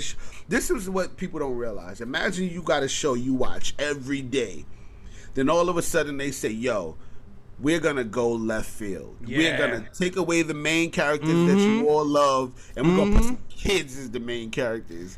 So people was like, "What the hell about to happen here? Like, what's it was going necessary on?" though, man. It was so necessary. That turn. But at first, people don't realize. Right, they don't realize what the creator is doing. They don't realize what the journey this show is going to take you on. They just say, "Yo, why we don't see Wood Harris like that no more? Right. Where Wood Harris at? Where's Stringer? He died, but why we don't see these characters as much as we wanted to? You know what I mean? And I think what the underlying message that David Simon, the creator, was trying to show you was that it starts somewhere, man. If we're gonna talk about the show being a system, about how crooked these systems are, and how much they are creating the monsters that they depict, they're creating the work, they're creating the evil. Let me show you what it really, what's really doing. And what it really is doing is destroying children. And I'm gonna show you how you've all destroyed children. You know what I mean? I'm gonna make the main character of this season be the education system. Right. Mm-hmm. And when they showed you how flawed and how fucked up the education system is, and how much resources they lack, and how much these kids are not just drug dealers because they're choosing to sell drugs. They don't just like the smell of crack and they want to get it off. Nah. Everybody's just trying to survive, and we're going to show you why you're not giving them opportunities to survive. You're not giving them chances. You're taking, and the people that are helping, you're actually taking them away, right? Because there's some teachers out there who want to teach so bad, but they just can't afford to live a life off of a teacher's salary, right? They just can't afford to be there for the kids, right? Yeah. Or they have to put their focus on one or two kids, but there's a class of 30. Yeah. How can you save everybody? You can't. But we're gonna show you how these systems fuck up our youth, and I think they did an immaculate job at just tearing it, just showing you the world, man. And it starts with the kids, man. And if you I think Roy, you haven't seen the show as yet, right? I think I seen one episode. Okay. My wife and I are watching this. She don't like violence, so I had to stop at that point. But I did want to get back into it. Yo, Raw, I'm gonna tell you, man. Especially the season when it gets to kids, it's done so masterful for everybody who's black in America. I'm not even gonna say it's black, white people too, but I feel like for us especially, it hits a little bit different because it kind of touches on every problem. From kids to schooling to how people see you on a day-to-day basis. There was scenes with Randy, right? Mm-hmm. And I'm from Brooklyn, right? But I'm not a hood dude. Right. I'm a middle class dude. Right. But there's still instances where, middle class, you kind of go in the hood, you play ball. So it's you're in the weird in-between area. And it was weird seeing this kid, Randy, kind of crying out for help. And then he's a basically good kid, but no matter where he was, they assumed he was doing dirt. And that thing like kind of caught me. Like, man, they already see this kid as a criminal. They like random cops just like pressing him like, tell me what you know. He's like, you're lying. He's like, I'm telling the truth.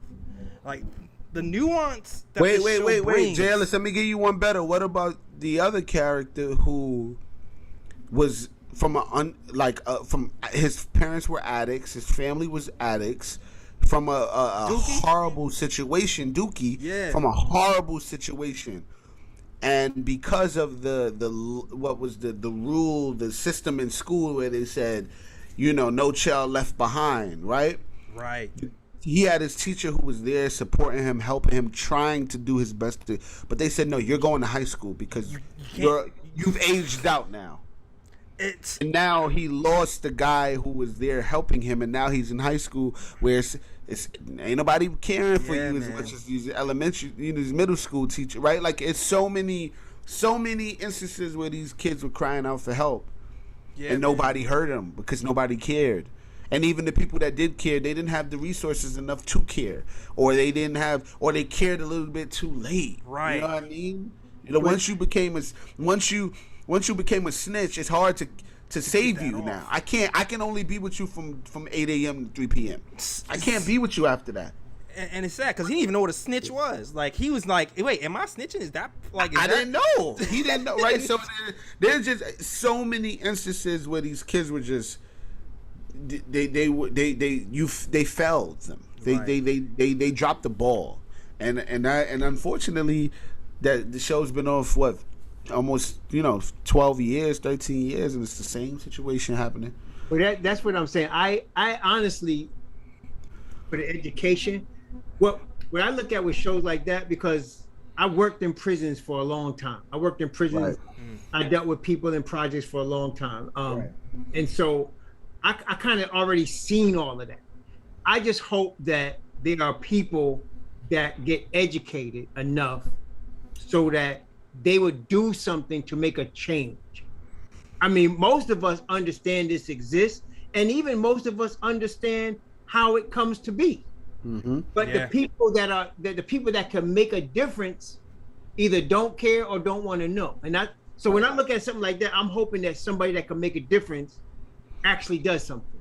Yes. Yeah, and that, man, there's a lot to be done for that to happen.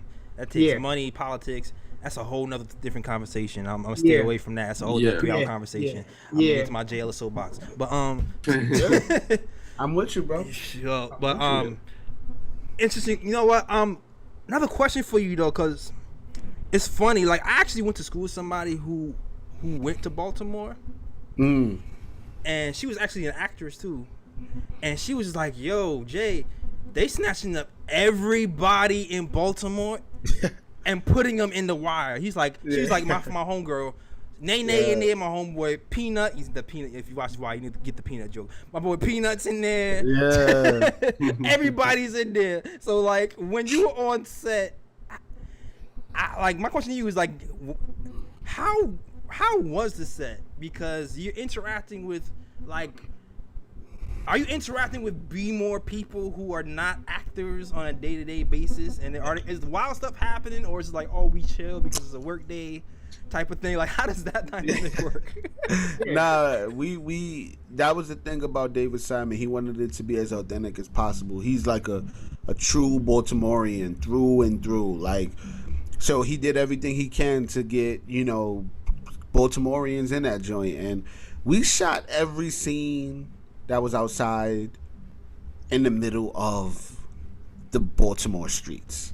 Like if it was a exterior scene, if it was outside, it was in the middle of those neighborhoods we was talking about, So I told the story about like, man, there would be times the security would have to ask the drug dealers, hey, can y'all give us an hour? That's crazy. And an hour. And they'd be like, we'd be shooting, and they'd be on the side waiting, and then when we say cut, they back on the street doing what they do. You know what I mean? And that's the thing about it, man. I was young and I wasn't as active out. I wasn't as active out there as I probably wanted it to be. So I didn't get to truly experience Baltimore in its entirety at that time. Right. At the same time, though, I experienced it enough, and those people out there were some of the nicest people. That's what's up. You know what I mean? Yeah. They were so great, man. They were kind people, man. They allowed us to shoot a production and block off their streets, and to be a kind of disruption. Yeah. And they never once like made it hard for us. There was never like, yo, fuck out of here. We doing what we do. It was never any instances like that. It was always love. It was always just like, yo, you know what? You talking about our city. We support it. There was sometimes there's people on the block that ended up getting in the show, ended up being security. Cause they're just out there and they like, yo, y'all got a job for me, man. And people be like, you know what? Come on the security team, man. Hold this block down. Don't let no cars go past, man. You know what I mean? Like, David was very adamant in giving his city an opportunity and jobs and like, I think we did the city justice for sure. I mean, there's some people who have some feelings about the show because when you think about Baltimore, you automatically think about The Wire and. Right. Except for the ignorant people, they made this, it's the crack show, the drug show, and it was way more than that. So there's some people who may have their thoughts about the show that's from out there, but for the most part, David did his best to give the city justice for sure. Yeah, I think that's important too. It's important to kind of, when you create art like that, to kind of really be authentic and be from that, so people don't feel like they're being exploited. And I think that kind of helps kind of get an authentic story out and kind of give you a pass too, because if you're doing Baltimore dirty, you're not going to get to a season 2 or season 3. Like, this is like, yo, get out of here, like, keep it moving. And think about it, they're talking about the politicians out there. Some of the the political folks were based off of real people at that time in the city. They're like giving you the true. The true essence of what like a police department looks like. Yeah. And those police don't like that. You know what I mean? 'Cause they're like, yo, you giving up our stuff, man. And it's real. It's everybody. Everybody was being exposed essentially, and they didn't like it like that. But the people, it was about the people. And the people supported it. The people understood it, and the people were happy we were doing it, and that's all that mattered. That's it, man. Y'all know, y'all was in Brooklyn when Stop and Frisk was going crazy. Come on, man. You like it's real. You looking at the numbers. It's about the numbers. We know it's about the numbers, man. We know it's about the numbers over here. Like, it's always about the numbers, man. They did a really good job illustrating that. Like, I really love the way the guy just put up a paintbrush to any show that gives a broad vision of moral high ground where everybody's not just good and bad, but it's just like they're people, and just depending on where you are in your situation, people are gonna react like people. Whether you're quote unquote people trying to survive, right? Exactly. It's all about survival. It's people trying to survive. That's all. That's it. It's all about survival. So what's reminisce about the scenes that you've done. Was there any scenes that were hard to get through? Oh man, because I as a person, when I always watch a scene, like even the scene I played at the beginning, where you like crying. To me, the crying that hit my head has to be the hardest thing to do as an actor, and there was a scene where it's actually not really. Let me put you on. The toughest part about being an actor is not crying. It's probably laughing. Oh, sure. Oh, wow. Yeah, because if you think about it, man, how hard is it to give a natural, realistic laugh when you're not actually laughing? That's true. Crying, you could look at the sky, and the sky could go in, the sun could go in your eye, and you may just start tearing. Oh, it's a trick. You know what I mean? It's a trick. Sometimes I do it. I stare at this damn light long enough, I could shed a tear for y'all right now if I wanted to. But like, if you think about it, man, to give a natural, to be naturally joyful can be hard sometimes if you're not in that moment laughing. So it's the crying wasn't the hard part for me, but I do think that scene was probably one of the toughest scenes. Okay. Because it was like a kind of like you reached the top of the hill moment for the character. Right, it's the breaking point. Finally got to let go of all the facade, all of like what you saw for at that point 10 episodes, right? 10 hours. And you finally got to just say, I'm not my father. I can't do it. This is not me. Yeah. You know what I mean? And I think another scene that led up to that moment was when Michael and my character went to get the money back from Kennard.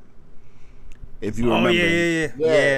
And Michael started to go crazy on him, and Naaman ran away. He was like, I didn't want it. You know what I mean? And it took me years to even understand what he was saying in that moment, but he was saying he didn't want the money back. He didn't want the drug game. He didn't want any of it. Yeah. And these kids, sometimes they don't want to be out there on the corner late night risking their life for dollars. They don't want to.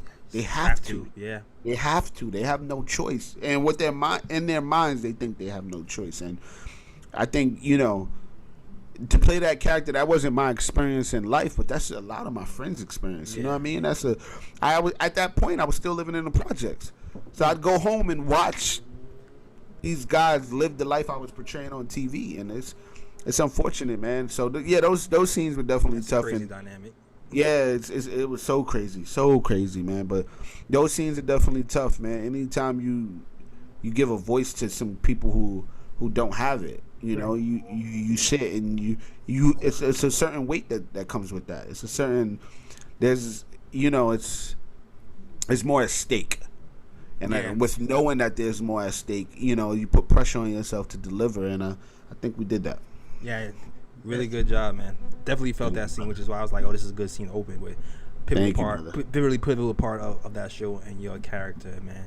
And also like the flip side of that, the corner boys, man, y'all seem like you had a lot of fun on set. It seemed like there was a lot of natural chemistry on there. From jump, and y'all was kind of playing in that little alleyway with the birds. There was a lot of like kind of fun scenes. Was there a fun scene that you remember shooting? Like man, I laughed so hard.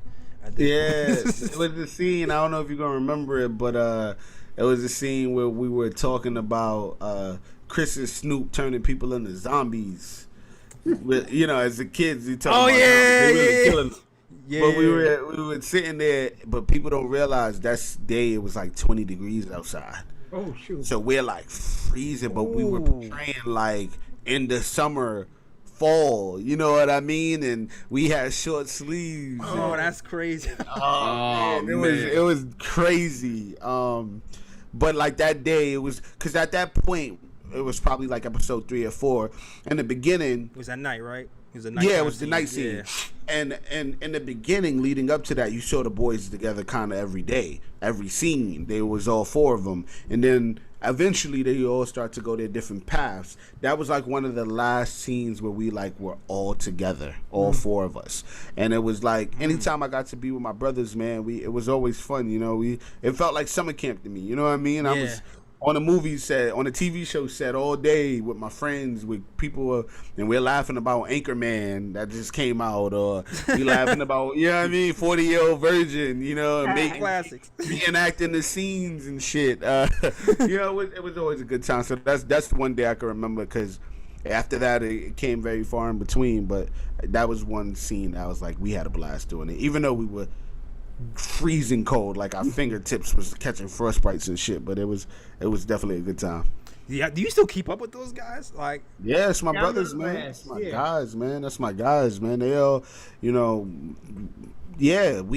it's like an alumni, man, and it's interesting when you go to a Knicks game, they're all there. Like everybody's at the Knicks game, man. Like that's where we like congregate now at this point. Like, for some reason the Wire cast members love the Knicks games. They love the Knicks. Smart guys, man. Smart people.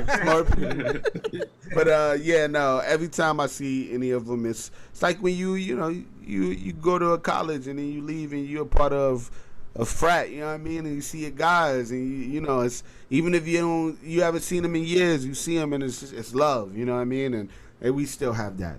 Or everybody on the shows, we still have that for sure. That's what's up, man. I love to see that brotherhood for life thing. You can tell, man, when the chemistry is real. You can tell. It's like, yo, they probably got a group text. They be talking wild crazy on the group text. They probably.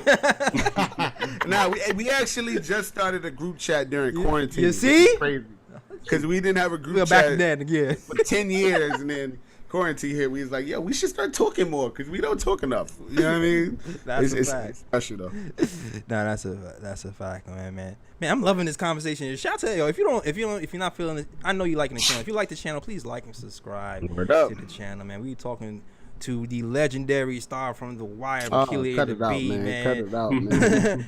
this stuff with Spike Lee, backup dancer with Alicia Keys was a Ludacris video. He did a lot, man. He's done a lot, man. We got Julito McCullum here who's rocking, was a huge Knicks fan, rocking with the KOT show, man. Salute. Thank you for everything you've done and share your time with me, man. Brother. Thank you. It's super fun, super duper fun. And I know you probably had this question before, but do you feel like this should be like a? All right, here's I'm gonna just say it. I don't want to ruin this show by bringing it back because I feel like I'm not sure how many more angles there are to take with this. Because if it's about systems, where do you go to talk about system after that? But you can always talk about a goddamn system. I'll tell you that. Okay. The systems are always gonna be dysfunctional and corrupt, and they're actually shooting something right now, man. The Wire folks, they said they brought the team back together to create a new. It's a mini series though. Oh, shoot. Yeah, it's a mini series. It's about the Freddie Gray time, like that moment. That makes sense. Yeah, that moment in Baltimore, but all the corruption that was happening in the police force, or what was happening in the city at that time. It's a lot of stuff you don't know that happened in the city in Baltimore during that Freddie Gray era. So they're shooting it right now. It's called We Own the City. Yeah, there was a guy, there was a cop that was going to testify and he got killed. Right. I remember that. Yeah. Yeah. You're right. There is a lot A lot that happened, man. That's a lot that happened. That's yeah, really so relevant. they're shooting that right now for sure. Because like originally I'm thinking like, man, I really would like to see what's gonna happen with like a Mike stand up, because you know Mikey's on the run now. Yep. And he's older, and it looks like it looks like old boy came out of jail in season 5. Yep. So I'm like, yo, will they score off? I forgot his name. Why am I forgetting? Dude, Scar. He gives me a Fabulous vibe so hard, yo. He reminds me of Fabulous the way his demeanor is. I don't know what it is. Yeah, you know he from East Flatbush, you know what I'm saying? So that makes sense. That makes so much sense, man. That's that Flatbush vibe, you know what I mean? It's the same thing Ryan got, you know what I mean? That calm demeanor, you know what I mean? Just calm for no reason. You know what I mean? It's like, yo, he give me so much fab energy. So like, I really want to. It would be dope to see like what happens to them afterwards, or even like Dookie. Like he seems like he's gonna be the new Bubbles the way they're setting it up. So I would like to see what's gonna happen with the characters, but I like where it's going. A miniseries, The Wire. I'm with that, man.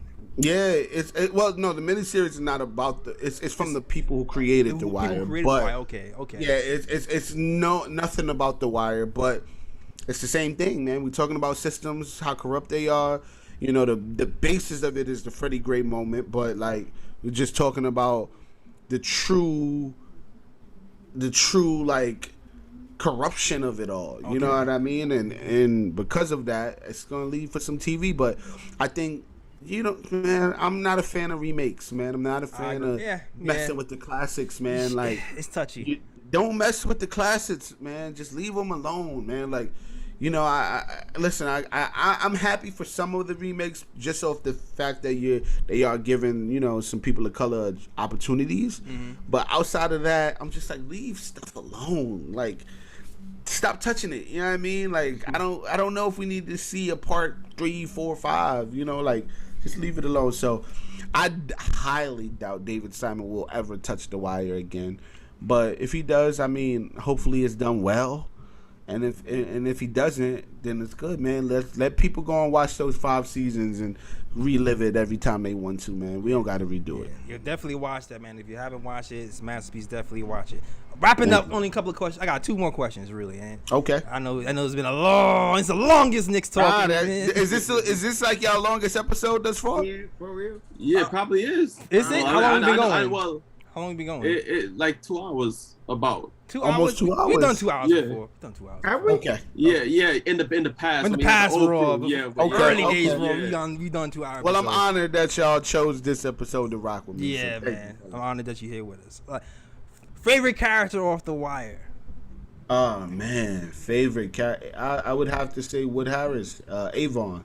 Avon, man, I loved Avon, man. Avon was just, because when you meet him on the show, he's that like, he's what the game used to be. You know what I mean? Like how there were morals and there was a code, and how there were, you had to follow, like there was trust and honesty, and there was those things. And even if it was a crooked game, it's still there's some people who held that standard. And I think also on the acting tip, Wood Harris is probably, his performance as Avon was probably some of the best acting I've seen in TV thus far. But he's just an amazing actor all around. Like, remember the Titans. I could go on Paid in Full. Like, I could go on for days. Wood Harris is an amazing actor. So I think for all of those reasons, it's Avon's probably my favorite. Avon is a good choice, man. There's a lot of characters who kind of many though. So you can choose. Everybody was good on that show. Yeah, they were, man. But I'm with you though. I feel like the characters with the code, to me, are the ones I gravitated to most. So I think Avon is definitely Omar, man. Come on, Omar, man. You read my mind. That's my dude. dude. Started the line, man. Gotta have Omar. a code, man. Omar to me is my favorite. Yo, when Omar and I forgot the guy's name with the bow tie. Oh, Brother Mouzone. Brother Mouzone came at Stink String at the end. I was screaming. I was like, what? Come on, man. Classics, man. Classics. I felt like I was watching Marvel team ups or something. Lester Freeman. Somebody just brought up Lester Freeman, man. Yeah, Lester Freeman. Lester Freeman. You can. I mean, if every answer is gonna be the right answer, everybody on the show, and again, I speak on the show as if I wasn't in it, so excuse my cockiness or whatever. But like, I just think it's just an amazing show, and everybody played the part to a T. You know what I mean? Like, no, I just really think it's everybody played the part to a T. How often do you see a show where there was maybe like 30 main characters and everybody's still working 10 plus years later? Right. Yeah, some in Living Color just clapping stuff. In Living Color, Living Color was the last thing to do it for real. Yeah. For real. If you look at it, like everybody. I was just looking at it the other day. I said every movie that came out in 2021 and 2020 had somebody from The Wire in it. You can actually go look it up. Almost every big movie that came out last year had somebody from The Wire. That's a stat, man. That's a wow, flex, that's crazy. You can look at it, every big movie. I mean, there's thousands of movies a year, but like every big, acclaimed film had somebody from The Wire. You got Michael P. in there. You got Mike. You got a lot of heavy hitters. Michael B. Jordan, Michael K. Williams. Yeah, you know what I mean? Like everybody, it's still working. Some of the Idris Elba. Come on, man. Idris. You know what I mean? It's got people like that's you don't get that from a lot of shows. You know what I mean? And The Wire was different, man. The Wire was different for sure. Last question. Very serious. Very super serious question. So super serious, like really serious. Right? Which corner boy could you whoop in a game of 1-on-1? All of them. Oh! He wants to smoke. No, I really play basketball like for real. Like I was, when I was younger, I had to actually make a choice. Am I gonna go play ball or am I? Because my high school coach was like, "Listen, we want you, and you're our guy, but you don't make it to practices, bro. And I can't play you if you don't make it to practice because I was at an audition every day. So I had to choose acting over basketball, but that's crazy. Basketball is my shit. And I mean, I'm out of shape, and I ain't 100 pounds like I was, but no, none of them is playing. But they don't play ball. They don't play ball. Same thing for me. They was like, yo, Jay, you either got to use podcasting or ball. I chose podcasting. Alright, NBA or Knicks shit all day. What should I do? Yo, salute, man. Thank you for rocking with us. Raw, Ryan, you have any more questions you want to ask this guy? Yeah, just one more question. Since my guy here is play ball and everything. So your game. Which Knick today would you compare your game to? Oh man, you know what's crazy? Every time I was on the court, and I'm not just saying this. This is actually facts. people will always compare my game to Melo. Time I touch the court. I don't know if because I look like You him. like kind of Melo's cousin too. But like, honestly, Melo was my favorite player growing up, and I like tailored my game after Melo. But like now, damn, I don't know.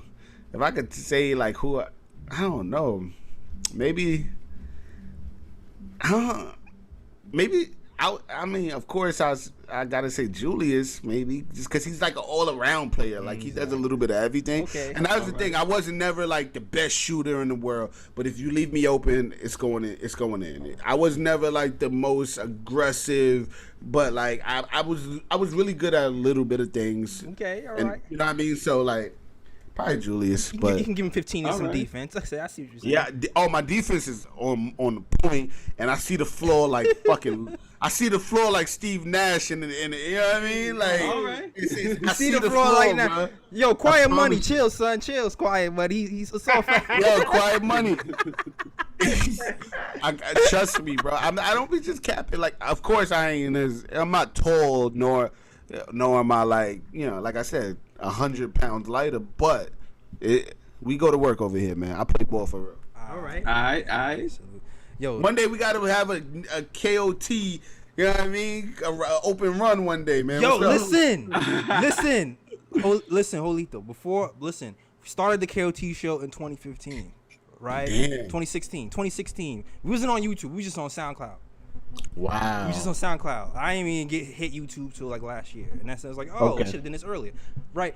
Anyway, it was Word. me. It was me, Ryan, Kathy, and Edson. We've been talking about this 2-on-2 game for years, and I just think they didn't want the smoke because I try to get it every summer, but one summer the smoke is coming. I'm not tall either. I'm only 5'7", but I don't care. I still want the smoke. Still. Listen, man. Yo, where I grew up, man, I'm 5'10", so I'm not, you know, that's slow the game. You made it quickly. That's what I'm doing. But the smaller guys growing up were the ones that they were pesky, bro. Yeah, I hated it's something to playing against especially the one with locks, man. Y'all are pesky, man. That's a fact. Put me on anybody. I'm shutting you down. Yo, you play defense on Reggie Bullock. anybody. Like, yo, we at the park, bro. Why are you playing full court defense? Because like that? I'm 5'7".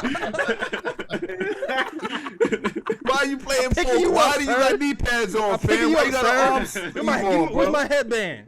Come on, Where's bro. my Oh sleeves? man. Crazy. You're crazy, man.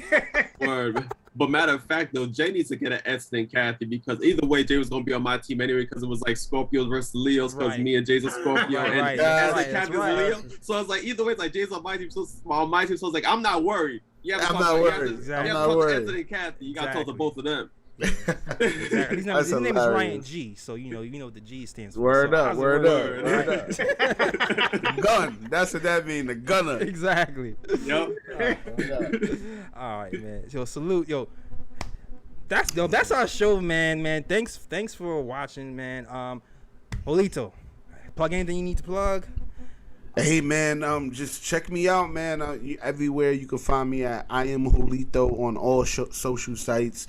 You know, I'm a part of Knicks Twitter, so you know, follow me there, of course. Mm-hmm. But I got a lot coming, man. I just shot a movie in Baltimore, actually. It's called Safe Space. That'll be out sometime next year, so look out for that. That's directed by Boris Kojo, so that's gonna be a really cool movie. It's gonna be on Lifetime, actually, so look out for that. And I'm working on a lot, man. Like, check out my podcast. I'm Julito. Excuse me. Random Thoughts with Julito. I had my boy Roy Hebrew on there. Definitely You know, I'm revamping it, so this, you know, we'll be back for the fall. Nice. But, like, check out the older episodes, man. Some really good content on there. And I just want to shout y'all out, man. Thank you for doing what y'all do, man. Like, I know that when, you know, you guys do your videos, it's not about the money, it's not about the fame. None of you even really, for the most part, ask people to like and subscribe and all that shit. You know, you watch some videos, you're just like, yo, every second you gotta tell me like and subscribe. Like, bro, I'm gonna do it. Like, actually, it's like the church passing the plate, man. exactly. Like every second, like I'm like, yo, bro. But y'all actually do it because y'all just have a love for the team, man. And that's, I don't know, like the Knicks are like my baby. You know what I mean? I'm not like, I haven't been a fan for 50, 60 years, but I just feel like, it's like, for a while I felt like I was the only Knicks fan out here, you know? So it's always good to now see this world and see how many people are like just appreciating the team and fighting for the team, man. It means a lot to me. So continue doing what y'all do. Whatever I can do to support, I will. I'm glad you all had me on, man, because I'm a fan of the show, fan of all of y'all work. So, you know, just keep going, man. I'm watching, man. Whenever you want me back, I'm here. And you know, let's do it, man. Let's have a good season, man. I think last year was our like putting our foot in the game, but this year we gonna run, man, and I can't wait to see it, man. But thank you, fellas, for sure, man. Oh, for sure. Yo, I might have to ask you a question afterwards. A real short question, but I got you. All right, cool. All right, Ryan, let them know where you from. Let them know where they can find you, sir. You can find me on Instagram at Sir G is chilling. Sir G is chilling. That's SIRG is CHILLIN. You can find me on Twitter at RyanGKOT. All right, and where can they find you, Raw? On YouTube, Raw Hebrew Remnant. On Twitter, Raw Hebrew Remnant. And on Patreon, Raw Hebrew Remnant repping Knicks Nation. All right. And you already know, man. You can find us. You can find. Go home. Oh wait, I got. I can't. I gotta go home. It's over. The show's over. It's been 3 hours. We go home. All right. Perfect timing. Perfect. Man. All right, you already know, man. You can find us at the KOT Show on Twitter, the Nick of Time Show on Instagram. Also, you have a blog at the nickoftimeshow.com. You catch the blog where you can see the articles. You catch the KOT fitted, snapbacks, and all the paraphernalia. So you definitely check that out. And yeah, man, that's it, man. That's our show. Salute, Knicks Nation. Thanks for watching. And we out of here. And as always, Shout out to Worldwide West. Everywhere we go, we leave a worldwide mess. it's a mess out here, man. Peace. Yes, sir. Peace.